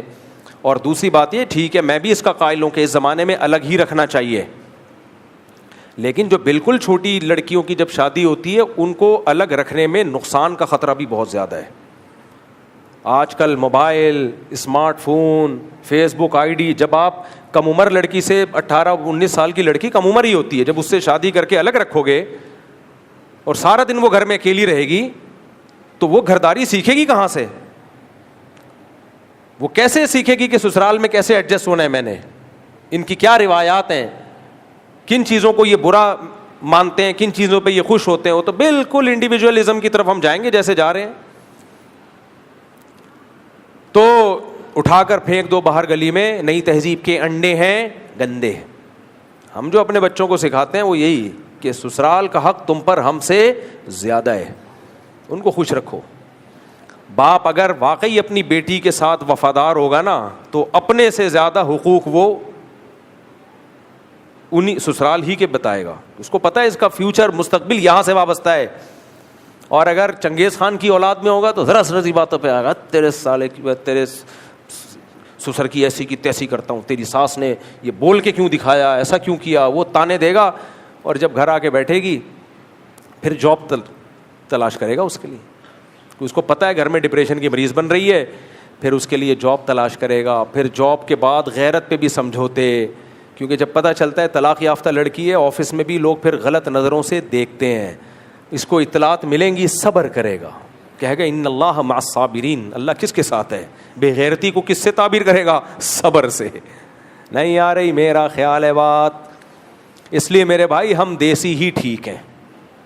میرے کمنٹس پہ لوگوں نے نیچے تبصرہ کیا ہوتا ہے یہ مولوی پڑھا لکھا ہوتا تو ایسی باتیں نہ کرتا. اللہ کا شکر ہے جس تعلیم نے آپ کو برباد کر دیا وہ والی تعلیم ہمارے پاس نہیں ہے. اللہ کا بہت بڑا فضل ہے, اللہ نے ہم کو دیسی رکھا ہے. ہمارے حضرت مفتی رشید احمد صاحب رحمہ اللہ تعالیٰ فلکیات کے بہت ماہر تھے. تو ایک فلکیات کے یونیورسٹی کے فارغ ایک سائنٹسٹ نکلے, انہوں نے مفتی رشید احمد صاحب ہمارے حضرت کے خلاف پورا رسالہ چھاپ دیا. اس کو نہیں پتا تھا یہ فلکیات کے بہت ماہر ہیں, یہ میری غلطیاں نکال لیں گے. کرو ٹریگنومیٹری ہے نا, پلین ٹریگنومیٹری, کرو ٹریگنومیٹری, یہ سارے حضرت کو بہت اس پہ مہارت تھی. تو اس نے رسالہ چھاپ دیا اور جگہ جگہ مولوی ہونے کا تانا دیا. اس کا کہنا یہ تھا یہ جو مولوی ہمارے حضرت مسجدوں کے قبلہ بھی رکھتے تھے نا کہ قبلے کی سمت, کیونکہ وہ کیلکولیٹ کر کے بتا دیتے تھے کہ قبلہ اس وقت کہاں ہوگا, یعنی کس علاقے میں کہاں قبلہ ہے. اس نے کہا کہ یہ کیلکولیشن غلط ہے, حالانکہ وہ صحیح تھی حضرت کی کیلکولیشن. اس نے کہا کہ یہ کیلکولیشن ہی غلط ہے کیونکہ یہ مولوی ہے نا, مولویوں کو سائنس کے کیا پتہ, سائنس اور مولوی ایک دوسرے کے متضاد. پھر جو مولویوں کی اس نے پگڑیاں اچھالی ہیں اپنی تحریر میں, یہ مولوی ایسے اور یہ مولوی ایسے, لوگوں کو غلط سمت میں نمازیں پڑھا رہے ہیں, ان کو تو کیلکولیشن کا نہیں پتہ. پھر حضرت نے اس کی غلطیاں نکالی. وہ سائنٹسٹ جو تھا نا, کہ حضرت نے فرمایا کہ اس بیچارے کو کرو ٹریگنومیٹری اور پلین ٹریگنومیٹری کا فرق معلوم نہیں ہے. دیسی لوگ ایسے ہی ہوتے ہیں, عام آدمی سمجھ رہا ہوتا ہے کہ بہت بڑا سائنٹسٹ ہے. سائنسدانوں سے پوچھو تو وہ کہے گا بھائی ایک فارغ آدمی ہے, یہ اس کا منجن صرف انڈیا اور پاکستان میں چلتا ہے, باہر کی دنیا میں اس کا منجن بولو نہیں چلے گا. جیسے ہمارے یہاں کچھ عطائی حکیم اور کچھ عطائی ڈاکٹر آ رہے ہیں, انگلش میں انگلش ٹھش پش لگائیں گے, لوگ کہتے ہیں علوم کیا ہے, علم نہیں ہے, علوم ہے, علوم بھائی صاحب کے پاس. کسی بڑے ڈاکٹر کو دکھاؤ گے بولے گا بھائی علوم نہیں ہے, چند ٹرمز ہیں, اصطلاحات کم وقت نے یاد کر رکھی ہیں, تھوڑا انگلش میں ٹھش پش مار دیتا ہے جس سے تم کیا ہو رہے ہو, متاثر. گردے کو کڈنی کہہ دے گا, معدے کو اسٹمک کہہ دے گا, تیزابیت کو ایسیڈیٹی کہہ دے گا, اور جو کچھ اصطلاحات ہیں اس طرح کی استعمال کرے گا, اور لوگ کہیں گے علوم کیا ہیں. اصطلاحات کا نا ایک روب ہوتا ہے, جیسے یہ عامل لوگ ہیں نا, علم ان کے پاس تو سرے سے کوئی علم ہوتا ہی نہیں, لیکن یہ ٹرمز یوز کرتے ہیں, حمزات, موکل, حصار, تم پر حصار ہے, حمزات ہے, موکل چھوڑے ہوئے ہیں. لوگ کہتے ہیں علم نہیں ہے, علوم. علوم ابے بکواس ہے, نہ کوئی حمزات ہوتا ہے, نہ کوئی موکل ہوتا ہے, نہ کوئی حصار, کچھ بھی نہیں ہے. سر ڈرامے بازی ہے, اس کو خود اس کا نہیں پتا ہوگا کیا ہوتا ہے یہ. جب آپ آ رہے ہوگے نا, عامل آپ کے ماتھے کے اوپر دیکھے گا, پھر یوں کر لے گا بھرم میں لانے کے لیے, اور پھر آپ کو یہ شو کرے گا میں نے آپ کے حمزات سے بات کر رہا تھا میں اس وقت. رکھ کے چمیٹ لگائے گا ان کا مختوں کو, بے وقوفوں کو, پاگل کے بچے. تو علوم علوم سمجھ رہے ہو. تو ایسا ہی عطائی ڈاکٹر جو ہوتا ہے نا, یوٹیوب پہ آ کے پھینک رہا ہوگا لمبی لمبی, تو لوگ کیونکہ ہمیں میڈیکل سائنس کا پتہ نہیں, ہم کہتے ہیں یہ عام ڈاکٹر تو پاگل کے بچے کہیں سے, یہ ہیں علوم. یہ کیا ہے, یہ ہے علوم. اس لیے میں اتنا بھگتا ہوا ہوں, اب میں جب بھی کسی کوئی بیماری ہو نا, ڈائریکٹ اس کے اسپیشلسٹ کے پاس جاؤ, میرا یہ تجزیہ ہے. ایچ پائلوری ایک بیکٹیریا ہے, بہت لوگوں کو تنگ کرتا ہے, لیکن آپ کسی معدے کے انتہائی ماہر ڈاکٹر کے پاس جاؤ گے نا, وہ بتائے گا کہ آپ کو اس کی ٹریٹمنٹ کرنی بھی ہے کہ نہیں کرنی. عام ڈاکٹر کے پاس جاؤ گے لکھ کے دے دے گا 17 دن کی دوا, بیڑا غرق کر دو گے اپنا میڈیسن کھا کھا کے. آپ وہ اتنا ڈرائے گا, ایچ پائلوری یہ بیکٹیریا یوں کرتا ہے معدے میں, یہ پھر کینسر تک لے جاتا ہے. اور ہیں بھی رپورٹیں بھی, گوگل پہ سرچ کرو گے واقعی ہوگا. لیکن آپ کسی جگر اور معدے کے اسپیشلسٹ کے پاس جاؤ گے جو تجربے کار ہو, بوڑھا ہو, نیا نیا نہ بناؤ, وہ کہے گا بھائی صاحب کیا ہو کیا رہا ہے تمہیں, کھانا پراٹھے 2 ہضم کر رہے ہو کافی ہے, اور بیکٹیریا مار کے 6 پراٹھے کھانے ہیں کیا تم نے؟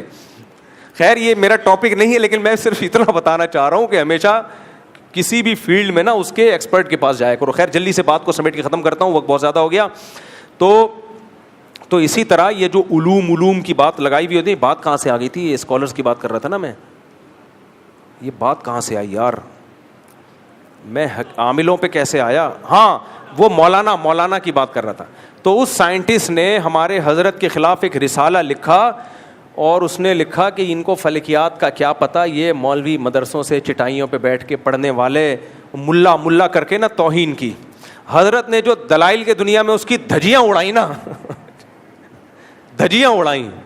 پھر حضرت نے آخر میں لکھا, اے اللہ تیرا بہت بڑا فضل ہے کہ تو نے مجھے ملا بنایا, اے اللہ مجھے ملاؤں میں ہی رکھنا, ملاؤں میں ہی موت دینا. اور اللہ کا شکر ہے ملاؤں میں ہی حضرت کا جنازہ سارے مولوی تھے جنازہ اٹھانے والے تھے. تو یہ جو دیسی لبرل طبقہ یونیورسٹیوں میں آج کل بڑے انگلش آنا بہت ضروری ہے, میں انگلش کا منکر نہیں ہوں.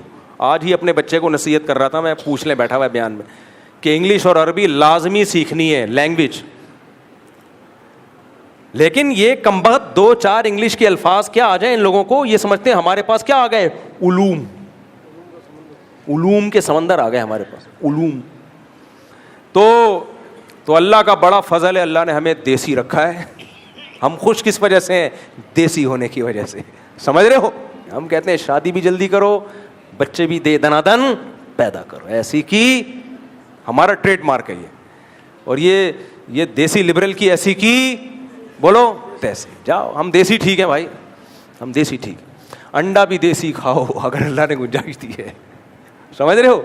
اچھا یہ بھی ایک آخری بات یار, جب کیا کریں ہم, تھوڑا سا 2 منٹ لے لوں گا, اتنے دنوں بعد سفر بھی تو ہو رہا ہے.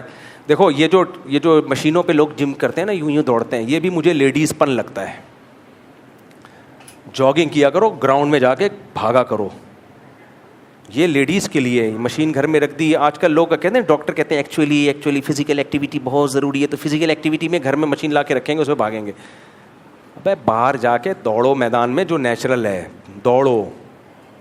یہ کام لیڈیز کے لیے چھوڑ دو, آپ آدمی کے بچے بنو, کہاں جاؤ؟ تو یہ نہیں, یہ بھی غلط ہے. ٹھیک ہے جس کے لیے باہر دوڑنے کا کوئی ہے ہی نہیں, وہ گھر میں بیٹھے رہنے سے بہتر ہے. لیکن جو نیچرل ہے میرے بھائی, وہ باہر دوڑو, باہر کی ہوا کھاؤ. کتوں کا خوف بھی اس میں آتا ہے, 2-4 کتے دیکھ رہے ہوتے ہیں, اس سے آپ کی ہارٹ بیٹ تیز ہوتی ہے, امیون سسٹم آپ کا کیا کرتا ہے, بوسٹ ہوتا ہے. بالکل گھر کی 4 دیواری میں ہی سب کچھ ہو رہا ہے. تو یہ مزہ نہیں ہے زندگی میں. ہم تو باہر جاتے ہیں, 2 کراچی میں کتے دیکھو گھور کے دیکھ رہے ہوتے ہیں, آدھا تو وہیں پہ پسینہ نکل جاتا ہے. کل بھی میں گیا ہوں رات کو, تو 2-4 کتے میں نے کہا بھی اٹیک کریں گے ہمارے اوپر, لیکن نہیں کیا اٹیک. اس سے ایک ریلیکس ہوا, ایک فزیکل فٹنس میں اس کا بہت بڑا دخل ہے. اللہ عمل کی توفیق عطا فرمائے. خلاصہ دیسی ہیں ہم, دیسی ہی میں خوش ہیں بھائی. یہ جو آج بیان ہوا ہے اس میں ایک مثال ادھوری رہ گئی, وہ اگلے ہفتے انشاءاللہ اس کو کمپلیٹ کروں گا. وہ نہیں دیوار والی مثال میں دے رہا تھا, کوئی گرے گا تو توبہ استغفار کر لے اگر بیچ میں تو کیا ہوگا. مجھے یاد دلانا ہے, اگلے ہفتے سے یہاں سے بیان شروع کرنا ہے, کیونکہ ادھورا رہ گیا وہ مضمون.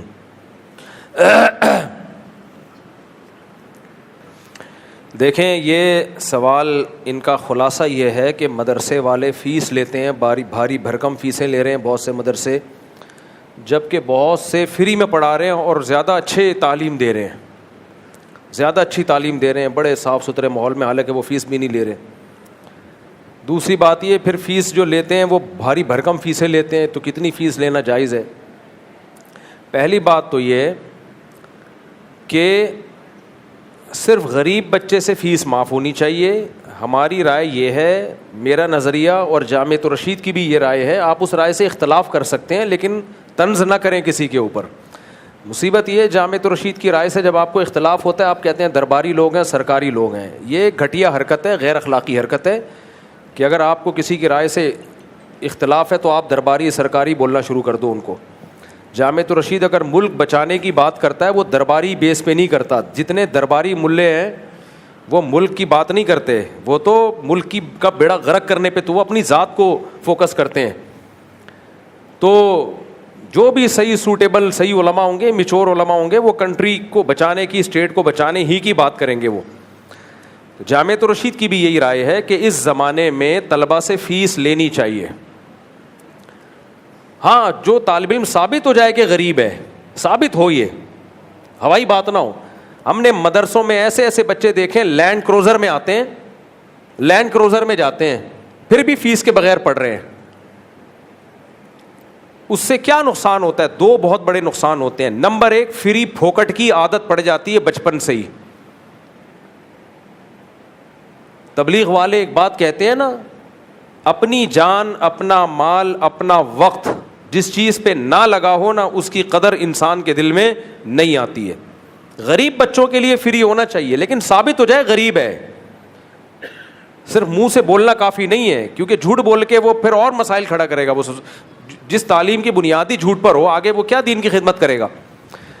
تو فری پھوکٹ کی وجہ سے اپاہج پنا آتا ہے, اپاہج پنا. پڑھے رہتے ہیں, یونیورسٹی میں فیس دے کے جاتے ہیں, ان کو پتہ ہے کہ ہمارے باپ کا پیسہ سارا برباد ہو جائے گا اگر ہم نے پڑھائی. پھر باپ بھی پوچھتا ہے رزلٹ دکھا کیا آیا تیرا, فیسیں میں نے بھری ہیں تو کیا کر کے آیا تو, وہاں پہ پان گٹکے تو نہیں کھا کے آ گیا. اب مالداروں کے بچے بھی فری میں پڑے ہوئے ہوتے ہیں اور وہ فری پھوکٹ میں چل رہے ہوتے ہیں, مفت خوری کی عادت پڑتی ہے, ساری زندگی پھر اپنے پاؤں پہ نہیں کھڑے ہوتے, مفت ہی کی عادت پڑی رہتی ہے. یہ سوسائٹی کو تباہ کرنے والی بات ہے. دوسرا نقصان فری پھوکٹ کا کیا ہوتا ہے؟ مدرسے کے محتمم کو چندہ بے تحاشا کمانے کا چانس مل جاتا ہے. جب کسی مدرسے کے بارے میں سیٹھوں کو پتہ چلتا ہے کہ یہاں فیس لے کے پڑھائی کی جاتی ہے, تو اس مدرسے کو زیادہ چندہ آتا نہیں ہے. تو چندہ گیری کا سیٹ اپ بھی کیا ہو جاتا ہے, ختم. تو محتمم کے جو مزے تھے نا, جس چندے سے اس نے 4 شادیاں کرنی تھی, جس چندے کے پیسوں سے اس نے لینڈ کروزر خریدنی تھی, فری پھوکٹ کے بچوں کے منہ دکھا دکھا کے, یتیموں والے منہ, حالانکہ مالدار بچے ہوتے ہیں لیکن فری کی وجہ سے وہ بھی یتیم لگ رہے ہوتے ہیں کہ میرے پاس 2000 طلبہ فری میں پڑھتے ہیں. تو وہ جو اس کے کھانچے تھے وہ سارے کیا ہو جاتے ہیں, بند. میں نہیں کہہ رہا سارے مدارس کے ناظم غلط ہوتے ہیں, بہت سے مدرسے فری میں پڑھا رہے ہیں اور ان کے محتمم 1 نمبر ہیں, 1 روپے بھی دائیں بائیں نہیں کرتے. لیکن جو 2 نمبری کر رہے ہیں ان کو موقع تو مل گیا نا اس نظام کی وجہ سے, لہذا وہ کبھی بھی اس پہ ایگری نہیں ہوں گے کہ ہم فیس لے کے پڑھائیں. کیونکہ جہاں فیس لی, سیٹھ لوگ آتے ہیں, وہ کہتے ہیں یار آپ کے ہاں تو 50 بچے فری میں پڑھ رہے ہیں اور 100 بچے فیس دے کے پڑھ رہے ہیں, تو 50 جو فری میں ہیں ان کا پھر تھوڑا چندہ آئے گا نا, زیادہ تھوڑی آئے گا. جب آپ نے شو کر دیا کہ یہ دیکھو میرے پاس 6000 بچے پڑھ رہے ہیں اور سب دوپہر صبح رات کا کھانا فری, تو دبا کے چندہ آتا ہے. کیونکہ لوگوں کے پاس اتنا ٹائم نہیں ہوتا کہ وہ یہ جا کے سرچ کریں کہ ان میں کون مستحق ہے اور کون مستحق نہیں ہے. ہماری عوام کی جو مینٹل اپروچ ہے, جو مینٹیلٹی ہے, وہ یہ ہے کہ وہ کوانٹٹی دیکھتے ہیں کہ اس مدرسے میں اتنے سارے پڑھ رہے ہیں, دے دنادن بکرا, دے دنادن پیسہ. پھر محتمم سے کوئی پوچھنے والا نہیں ہوتا. پھر بھی بار بار بتاؤں, سارے مدارس غلط نہیں ہیں, ایسا نہ ہو مدارس سے بدگمان ہو جائیں, ان کے ساتھ تعاون کم کر دیں آپ. کچھ مدرسے ٹھیک بھی ہیں الحمدللہ, 1 روپے دائیں بائیں نہیں کرتے, لیکن یہ نظام بہرحال غلط ہے, نظام غلط ہے. جو بھی طلبہ فیس افورڈ کر سکتے ہیں ان کو آپ نہیں پڑھائیں. بولیں بھائی فیس دو گے تو پڑھاؤ گے, ورنہ جاؤ یہاں سے, کوئی بات نہیں. وہ نہ پڑھیں, 1 منٹ بات کمپلیٹ ہونے دینا, وہ نہ پڑھیں, یہ زیادہ بہتر ہے. ہاں غریب بچوں کے لیے ہونا چاہیے. ایک بات تو یہ ہو گئی. میں بار بار ایک بات کہتا ہوں کہ 3 باتیں کسی شخص کے بارے میں جمع ہو جائے نا. ابھی میری اس سفر پہ ایک ملاقات تھی, دوبارہ میری ٹریولنگ ہوئی نا, ایک ملاقات تھی, میرے ساتھ ایک دوست بھی تھے. ایک صاحب آئے, ایسے گلے ملے مجھ سے, مفتی صاحب میری 4 بیویاں ہیں. میں نے دوست سے کہا فراڈی ہونے کی ایک علامت پائی جاتی ہے. آپ کہو گے میں تو 4 شادیوں کو پروموٹ کرتا ہوں, لیکن ایک آدمی مجھے تعارف کروا رہے کہ میری 4 بیویاں ہیں, اور میں کیا کہہ رہا ہوں, میں نہیں کہہ رہا فراڈی ہے. فراڈی ہونے کی ایک علامت, ضروری نہیں ہے کہ وہ ہو, ایک تھوڑے سے ماتھا میرا ٹھنکتا ہے, کیونکہ 4 شادیاں مجھے پتہ ہے آسان نہیں ہے. کسی کو 4 مل گئی نا, یا تو بہت فیمس ہو, جیسے ہم مشہور بہت ہو گئے, یا بہت ڈھیٹ ہو میری طرح, بہت ڈھیٹ ہو, بہت اس نے مارے کھائی ہوں, گالیاں سنی ہوں, اور عیاشی کی نیت نہ ہو. کیونکہ عیاشی کے لیے یہ کام ہوتا نہیں ہے. بہت مارے کھائی ہو, ویژنری آدمی ہو, یا اس کے پاس اپنا پیسہ بہت ہو, تو سورس آف انکم یا تو بزنس ہوگا یا ابا سے وراثت میں ملا ہوگا, یا کوئی بھی ویلڈ ریزن ہو نا, اس کی کوئی بھی ویلڈ پوائنٹ ہو نا, ورنہ کیوں دے گا بھائی, کوئی دوسری نہیں ملتی تیسری پہ کیوں دے گا, چوتھی پہ کیوں دے گا, یا کوئی بہت بڑا سیٹ ہو. تو اس لیے جب کوئی اپنا تعارف کرواتا ہے میری 4 بیویاں ہیں, ایک دم میرا ماتھا ٹھنکتا ہے کہ کہیں فراڈی تو نہیں ہے یہ. لیکن میں اس پہ فراڈی ہونے کا فتویٰ نہیں لگاتا, بھائی ہو سکتا ہے نیک آدمی ہو, کر لی ہو. لیکن دوسری علامت پھر میں اس سے پوچھتا ہوں, آپ کسی مدرسے کے محتمم تو نہیں ہیں؟ وہ کہتا ہے ہاں ہوں. ابھی ایسا ہی ہوا, ایک صاحب ملے, داڑھی بھی, اچھا یہ کلین شیو ہوگا پھر نہیں فراڈی ہوتا, وہ زیادہ تر وہ پھر 4 کی ہیں تو اس کا مطلب یار زنا سے بچ کے یہ کدھر گیا ہے, شادی کی طرف گیا. لیکن یہ داڑھی ٹوپی کے ساتھ یہ مسئلے زیادہ ہوتے ہیں. داڑھی ٹوپی والے برے نہیں ہوتے, خوب سمجھ لو, برے لوگ بھی داڑیاں رکھ لیتے ہیں لوگوں کو بیوقوف بنانے کے لیے.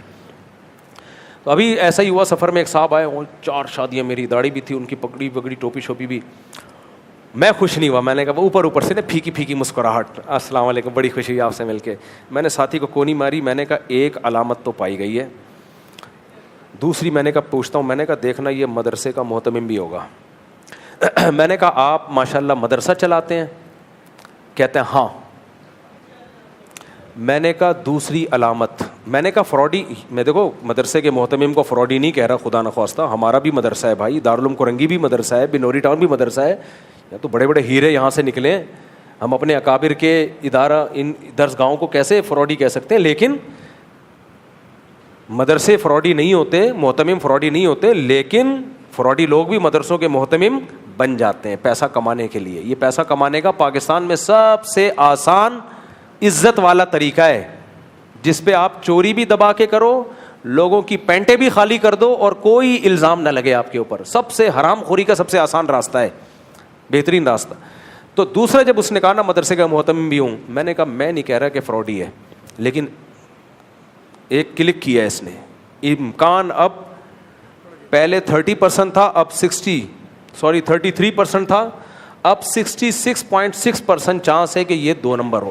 یقین نہیں ہے, بدگمان نہیں ہونا چاہیے, لیکن 2 علامتیں فراڈی ہونے کی پائی گئی ہیں. 4 شادیاں بھی مدرسے کے محتمم بھی, لیکن ضروری نہیں ہے بھائی, بہت سے مدرسے کے محتمم 4 شادیاں ہیں, محتمم بھی ہیں, نیک لوگ ہیں, آپ کسی سے بدگمان نہ ہو. لیکن میں نے کہا ماتھا میرا ٹھنک گیا ہے, میں نے کہا تیسرا دیکھنا عامل بھی ہوگا یہ.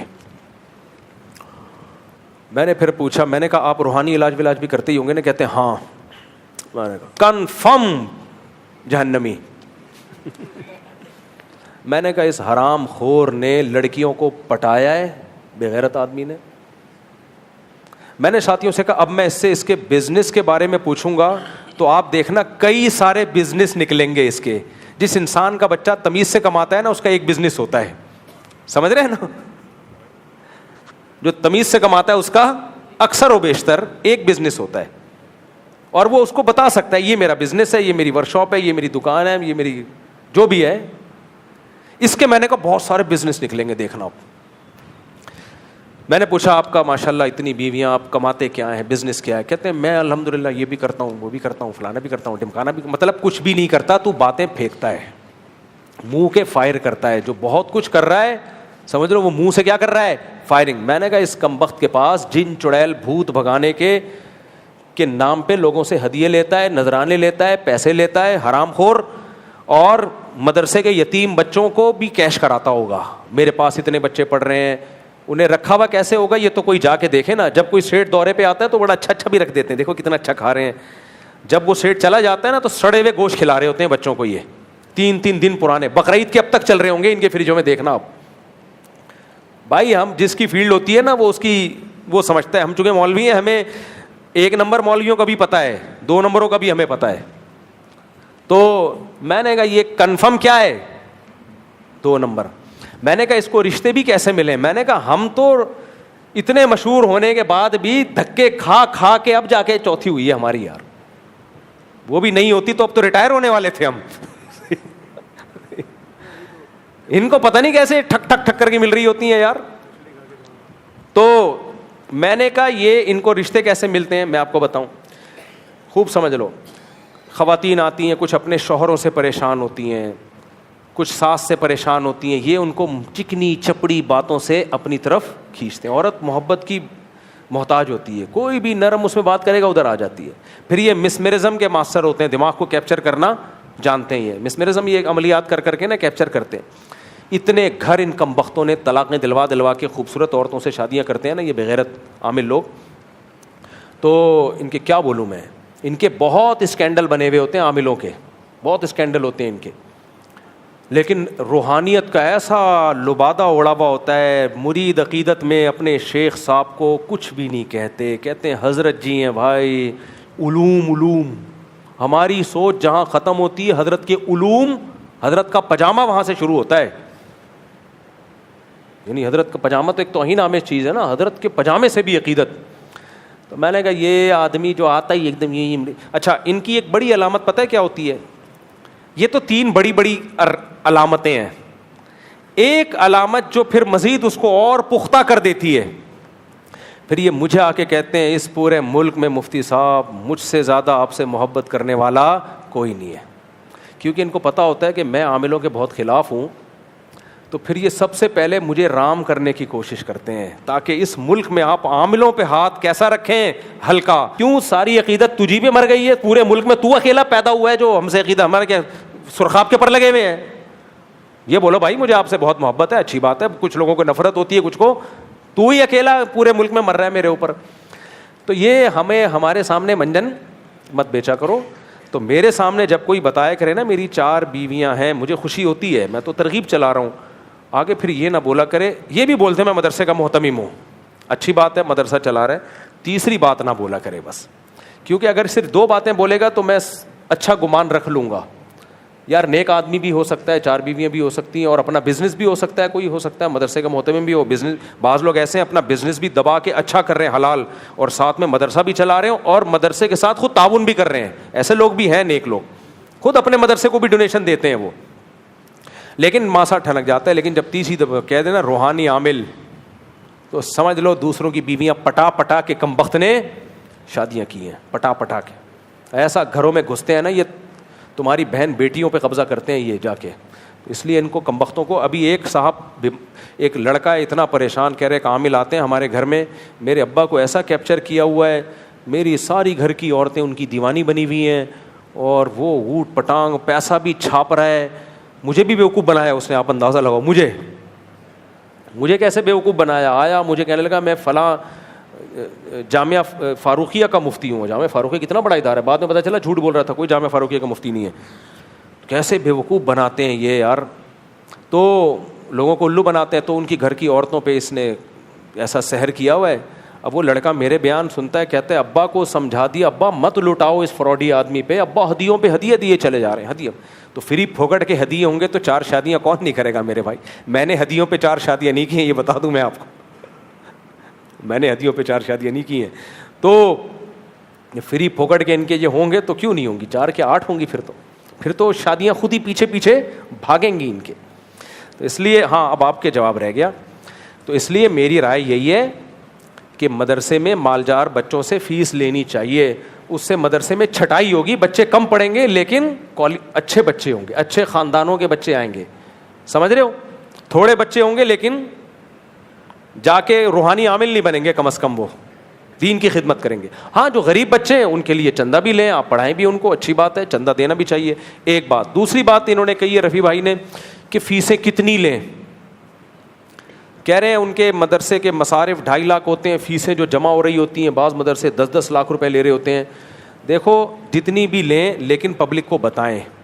امریکہ میں, کینیڈا میں ہم نے ایک خاندانی چیز دیکھی, کوئی بھی ٹرسٹ ہوگا اس کے آپ جائیں نا آن لائن پوری تحقیق کر سکتے ہیں کس ٹرسٹ کے پاس کتنا پیسہ آ رہا ہے, اور اس میں جو ملازمین ہے کس کس کی کتنی تنخواہ ہے. ہر چیز فیئر ہوتی ہے. ہمارے یہاں سے ایسا سسٹم نہیں ہے. آپ کمائیں پیسہ, لیکن آپ پھر یہ بتا دیں یہ مدرسہ ہماری سورس آف انکم ہے, تاکہ لوگ زکوٰۃ صدقات کے پیسے پھر نہ دیں. آپ نے ادھر فیس لی, ادھر آپ کی سورس آف انکم ہے, 2.5 लाख ایکسپینسز ہیں, 7.5 لاکھ آپ کی بچت ہو رہی ہے, اور ساتھ میں زکوٰۃ صدقے فطرے بھی مانگ رہے ہیں آپ لوگوں سے. یہ پھر زیادتی ہے بھائی. یا تو اس کو کمرشل بناؤ یا فی سبیل اللہ بناؤ. لوگ کیا کرتے ہیں, اندھیرے میں رکھ رہے ہوتے ہیں بھائی, یا کمرشل ہوگا یا فی سبیل اللہ ہے, تو پھر بتا دو سورس آف انکم نہیں ہے, یہ 1 روپے بھی ہم پہ حرام ہے. پھر وہ روپے کہاں گیا, محلے والوں کو آپ لکھ کے لگائیں اتنی انکم ہوئی ہے جو یہاں خرچ ہوئی ہے, جو یہاں خرچ ہوئی ہے. تو جیسے اجتماعی قربانی میں کیا ہو رہا ہے, لوگ اجتماعی قربانی میں پیسے لے رہے ہیں, جو بچت ہو رہی ہے وہ مسجد والے کھا رہے ہیں. بھائی کس بیس پہ کھا رہے ہو آپ لوگوں کا پیسہ؟ یہ اگر آپ کی سورس آف انکم ہے تو آپ بتاؤ یہ اجتماعی قربانی ہمارا بزنس ہے, ہم آپ کو گائے خرید کے بیچیں گے, اس پہ جو پروفٹ ہوگا وہ ہم رکھیں گے. لیکن وہ بتایا نہیں جا رہا ہوتا. بہت گڑبڑ ہے مالی معاملات میں ہمارے یہاں. باہر ملکوں میں انگریزوں میں کم از کم ایک چیز ہے, وہ اگر بولے گا ڈونیشن تو ڈونیشن ہی مطلب ہوگا, وہ اگر بولے گا بزنس ہے تو بولے گا بزنس ہے. وہ بتائے گا کہ آپ کو کہ میں تیرے باپ کا نوکر نہیں ہوں جو تجھے فری میں یہ سروس دے رہا ہوں, اتنے پیسے میں تجھ سے لوں گا. ہمارے یہاں پتہ ہی نہیں چل رہا ہوتا کہ یہ ڈونیشن ہے یا کیا ہے. اس لیے ٹھیک ہے یہ فیس لینا. خلاصہ یہ نکلا. یہ تو مدارس کی بات ہو گئی. میرا سوال ایک یہ تھا کہ جو مساجد کے اندر بچے پڑھ رہے ہیں, ہاں تو مساجد میں جو بچے پڑھ رہے ہیں ان سے فیسیں لی جا رہی ہیں. تو ٹھیک ہے, ان سے بھی فیس لے کے قاری صاحب کو دے دیں, کیا جا رہا ہے اس میں.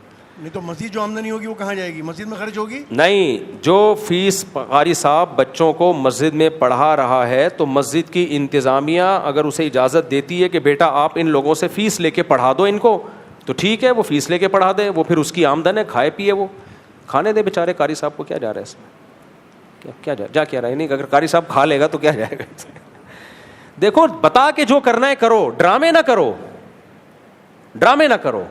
قاری اگر 2 نمبریاں کر رہا ہے, ادھر فیس بھی لے رہا ہے اور ادھر لوگوں کو تصویریں دکھا رہا ہے میں اتنے بچوں کو پڑھاتا ہوں, تو یہ غلط ہے بھائی. یا تو فری میں پڑھاؤ, مسجد آپ کو تنخواہ دے گی, یا بچوں سے فیس لو. تو یہ سب انتظامیہ کی اجازت سے ہونا چاہیے. تو انتظامیہ جو طریقہ سوٹیبل سمجھتی ہے وہ طریقہ چلا دے, کوئی حرج نہیں. کھانے دے قاری صاحب, بیچارے غریب لوگ ہوتے ہیں, ان کو کھانے دو. ہم کہتے ہیں قاری مارے نہیں بچوں کو, بس پڑھائے ایمانداری سے, ہاتھ نہیں لگائے ان کو. بھائی صاحب نے سوال بیچارے کافی دیر سے پوچھ رہے ہیں, مفتی صاحب کیا محراب مسجد کی حدود میں آتا ہے یا نہیں آتا ہے؟ مسجد کی حدود میں بیوی سفر میں ساتھ ہو تو پردے کا مسئلہ ہے. دیسی برقع پر تو کوئی اعتراض نہیں, مگر جو کالے برقعے میں آنکھ کھلی رہتی ہے تو بیوی کو پردہ کرا کے لے جاؤ. کالے برقعے میں بہتر ہے, آنکھ بھی چھپاؤ. مشکل ہو رہا ہے تو کھول سکتے ہیں آنکھ بھائی. اب بیگم کو ٹریولنگ میں کہتا ہوں نا اپنے ساتھ لے کے جایا کرو, اگر اللہ نے وسائل دیے ہیں تو. اس میں اب لوگ کہتے ہیں پردے کے مسائل لیتے ہیں, کوئی مسئلہ نہیں ہوتا, برقعے میں لے جاؤ. بعض جگہ آنکھ کھولنی پڑتی ہے تو کھول لے, وہ کیا جا رہا ہے اس میں, مجبوری ہے.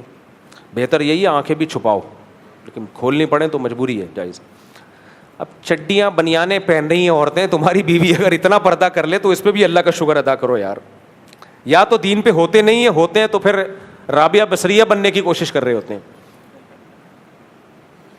رضاعت کے مسئلے کے بارے میں پوچھنا ہے کہ دودھ پلانے والی کا دعویٰ قبول ہے, اس کے متعلق تفصیل سے جواب دیں. ایک عورت کا بیان معتبر نہیں ہے اس میں. بعض دفعہ یہ ہوتا ہے ادھر شادی کی تاریخیں طے ہو گئی ہیں, بات طے ہو گئی ہے, شادی ہونے والی ہے, ایک خاتون آ کے کہتی ہے ان دونوں بچوں کے میں نے اپنا دودھ پلایا ہے, تو یہ ایک گواہی کافی نہیں ہے, اس سے کچھ نہیں ہوگا. یا تو یہ مشہور ہو چکی ہو بات, سب کو پتہ ہو, یا یہ کہ اس پہ کم از کم 2 گواہ ہوں. مفتی صاحب میری عمر 19 سال ہے, میں درجہ ثانیہ کا طالب نکاح کرنا چاہتا ہوں, رشتہ بھیجتا ہوں, آگے سے کہتے ہیں ابھی پڑھائی چل رہی. یہ کہتے ہیں جہاں بھی رشتہ بھیجتا ہوں لڑکی والے رشتہ قبول نہیں کرتے کیونکہ میں پڑھ رہا ہوں, کہتے ہیں کماتے نہیں ہوں. تو ٹھیک ہے, وہ نہ قبول کریں, ان کو لیے جائز ہے. تو شریعت نے کہا ہے کہ وَلْيَسْتَعْفِفِ الَّذِينَ لَا يَجِدُونَ نِكَاحًا, جن کو رشتہ ہی نہیں مل رہا وہ عفت اور پاک دامنی سے زندگی گزاریں, اللہ ان کا رشتہ دلا دے گا, گناہ کی طرف نہ جائیں. تو اللہ نے مرد کو صبر کرنے کا حکم دیا ہے. اگر کوئی رشتہ نہیں دے رہا, لڑکی والے تھوڑی دیں گے بلا وجہ آپ کو دے دیں, وہ کہیں گے کمبخت تو پڑھائی کر رہا ہے تو کھلائے گا کہاں سے تو ان کے لیے عذر ہے. یہ بالکل معقول ریزن ہے. آپ ٹرائی مارتے رہو اور ساتھ ساتھ جاب بھی کرو. ہم لوگ اپاہج پیدا کر رہے ہیں, صحیح بتا دوں, باہر ملکوں میں انہی پاکستانیوں کو, انہی انڈین کو دیکھتا ہوں میں, صبح یونیورسٹی میں پڑھ رہے ہیں, شام کو جاب کر رہے ہیں, اپنا بھی پیٹ پال رہے ہیں اور گھر میں بھی پیسے بھیج رہے ہیں کمبخت. یہاں پتہ نہیں کیا ہو جاتا ہے ان کو.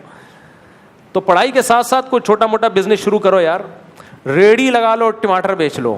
اس نیت سے نہیں کہ ساری زندگی ٹماٹر بیچنے ہیں, اس نیت سے کہ سیونگ کر کر کے پھر میں نے سبزی منڈی میں اپنا ایک بڑی دکان خریدنی ہے, تو ہو جائے گا انشاءاللہ. اور اگر شرم آ رہی ہے ٹماٹر بیچتے ہوئے کیونکہ پھر خطرہ ہے کہ جو رشتہ تھوڑا سا چانس تھا وہ بھی نہیں ملے گا, تو اسٹائل میں ٹماٹر بیچو, اسٹائل میں. ٹماٹر کو ٹومیٹو بولو, بولے ہمارے یہاں ٹماٹر بکتے ہی نہیں ہیں, ہم ٹومیٹو کا بزنس کر رہے ہیں. اور ریڈی مت لگاؤ, آن لائن بیچو, آن لائن.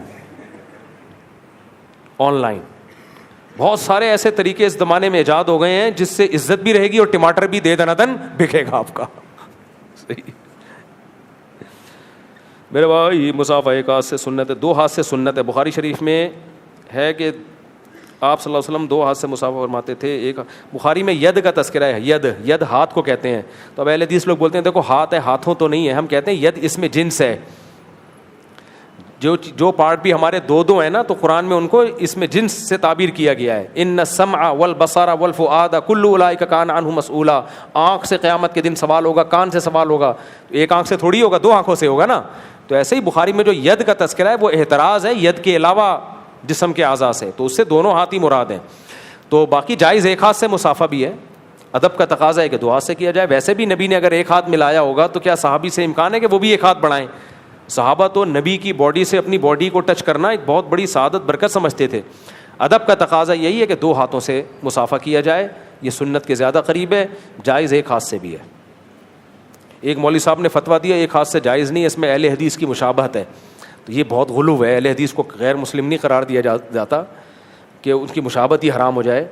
تو یہ ایکسٹریم لیول پہ پہنچی ہوئی بات ہے. کسی سے اختلاف اعتدال سے ہوتا نہیں نا. ہمارے یہاں مسئلہ مارکیٹ میں یہ چل رہا ہے, اعتدال مارکیٹ سے کیا چل رہا ہے, شارٹ چل رہا ہے. میں اور میرے دو کیا لکھا میرے بھائی کرنے کے 26 سال تک محنت کرو, پھر آرام ہی آرام, 2-3 دن سوتے. ایک دوست ہیں کہتے ہیں 26 سال تک دن رات ایک کر دو, نہ نیند کی فکر, نہ نماز, نہ کچھ بھی. 26 سال میں جب پیسہ آنا شروع ہو جائے گا پھر سب کچھ کر لیں گے. یہ سوال کا خلاصہ ہے. یہ احمق اور بے وقوفوں کا کام ہے کہ پہلے یہ پھر وہ. یہ ایسا ہی ہے جیسے بچے کہتے ہیں نا ابھی کھیل کود لو, 1 تاریخ سے اسٹڈی ہم انشاءاللہ شروع کریں گے. وہ 1 تاریخ ان کی زندگی میں کبھی بھی نہیں آتی. جو کرنا ہے آج, نماز بھی آج, ایکسرسائز بھی آج, تعلیم بھی آج, شادی بھی آج.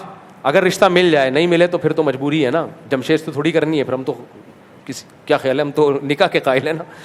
اور انگریزوں کے یہاں تو یہ بھی ٹینشن ختم ہو گئی. خیر, تو جو کام آج ہوگا سب کچھ ایک ساتھ ہی کرنا ہے.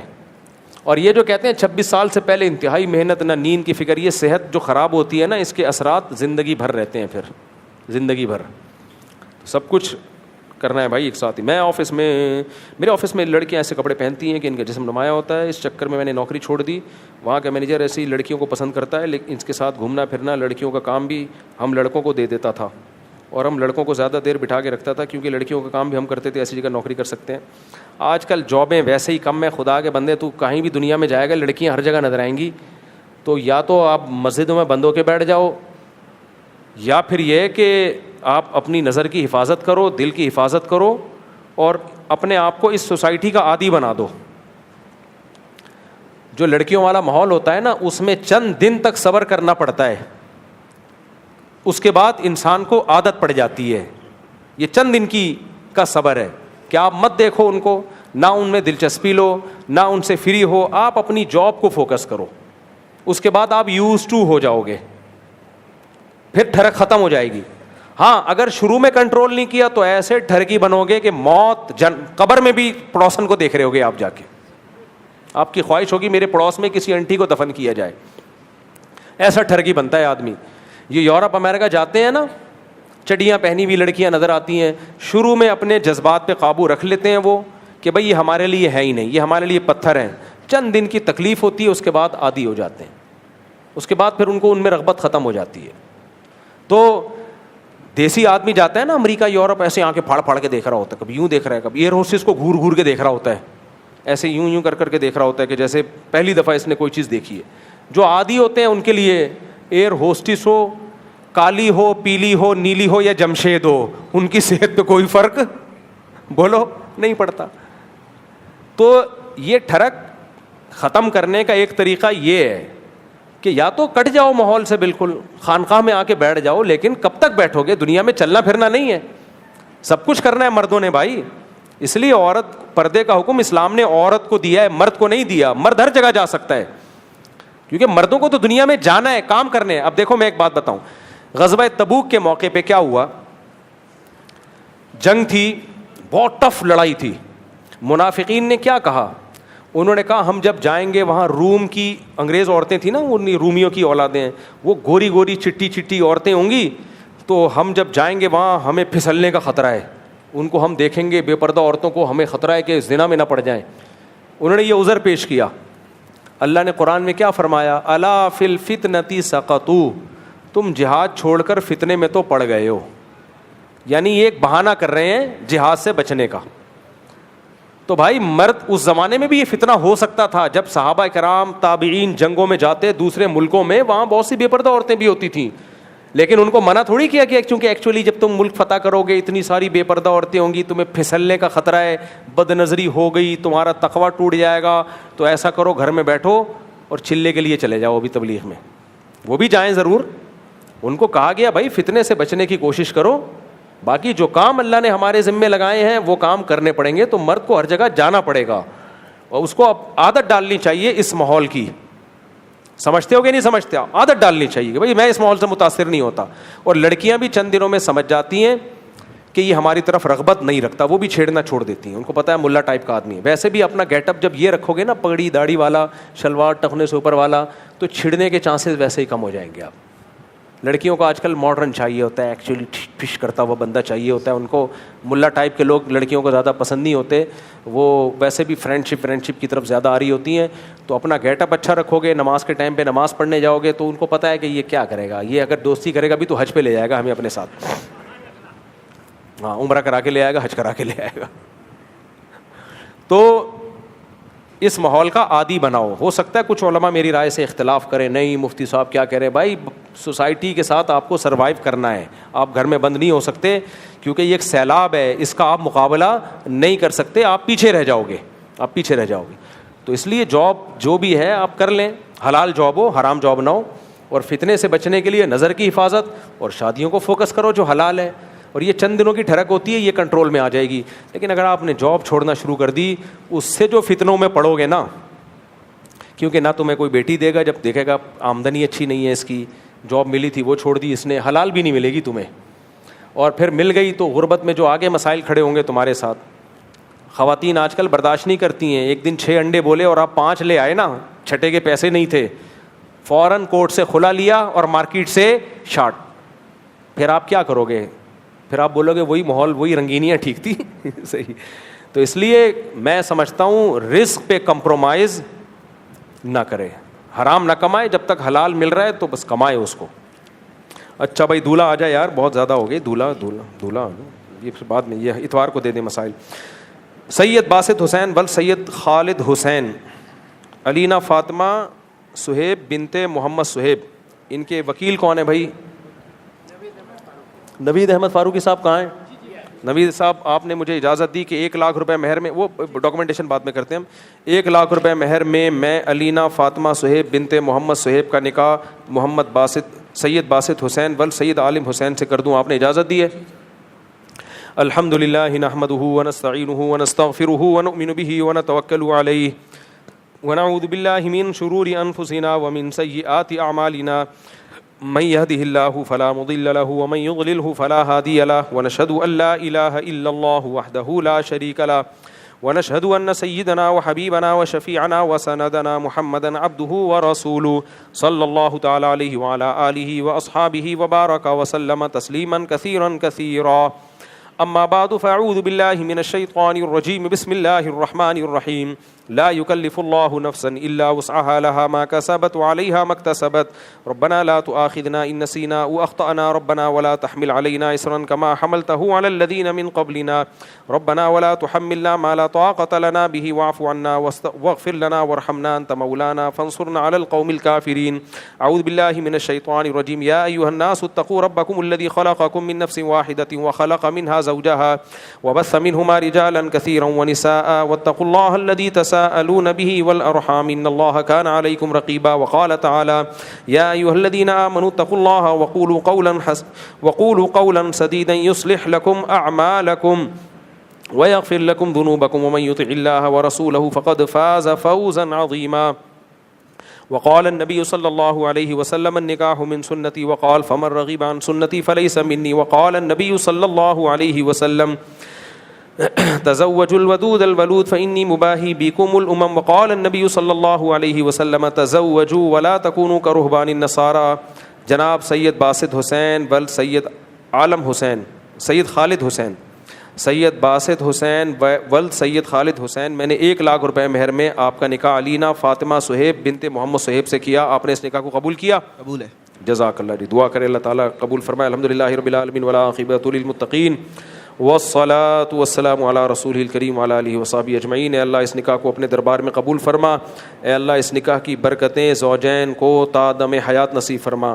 آپس کے اختلاف و انتشار سے، لڑائی جھگڑوں سے، ہر قسم کے شر فساد سے اللہ اس جوڑے کو ہمیشہ کے لیے محفوظ فرما. اے اللہ اس نکاح کو دونوں کے خاندانوں میں جوڑ کا برکتوں کا ذریعہ بنا، دونوں کے خاندانوں میں محبتوں کا ذریعہ بنا. ربنا آتنا فی الدنیا حسنۃ وفی الآخرۃ حسنۃ وقنا عذاب النار. صلی اللہ تعالیٰ علی خیر خلقہ محمد وعلی آلہ وصحبہ اجمعین. اللہ تعالیٰ بہت مبارک کرے آپ کو. ماشاء اللہ.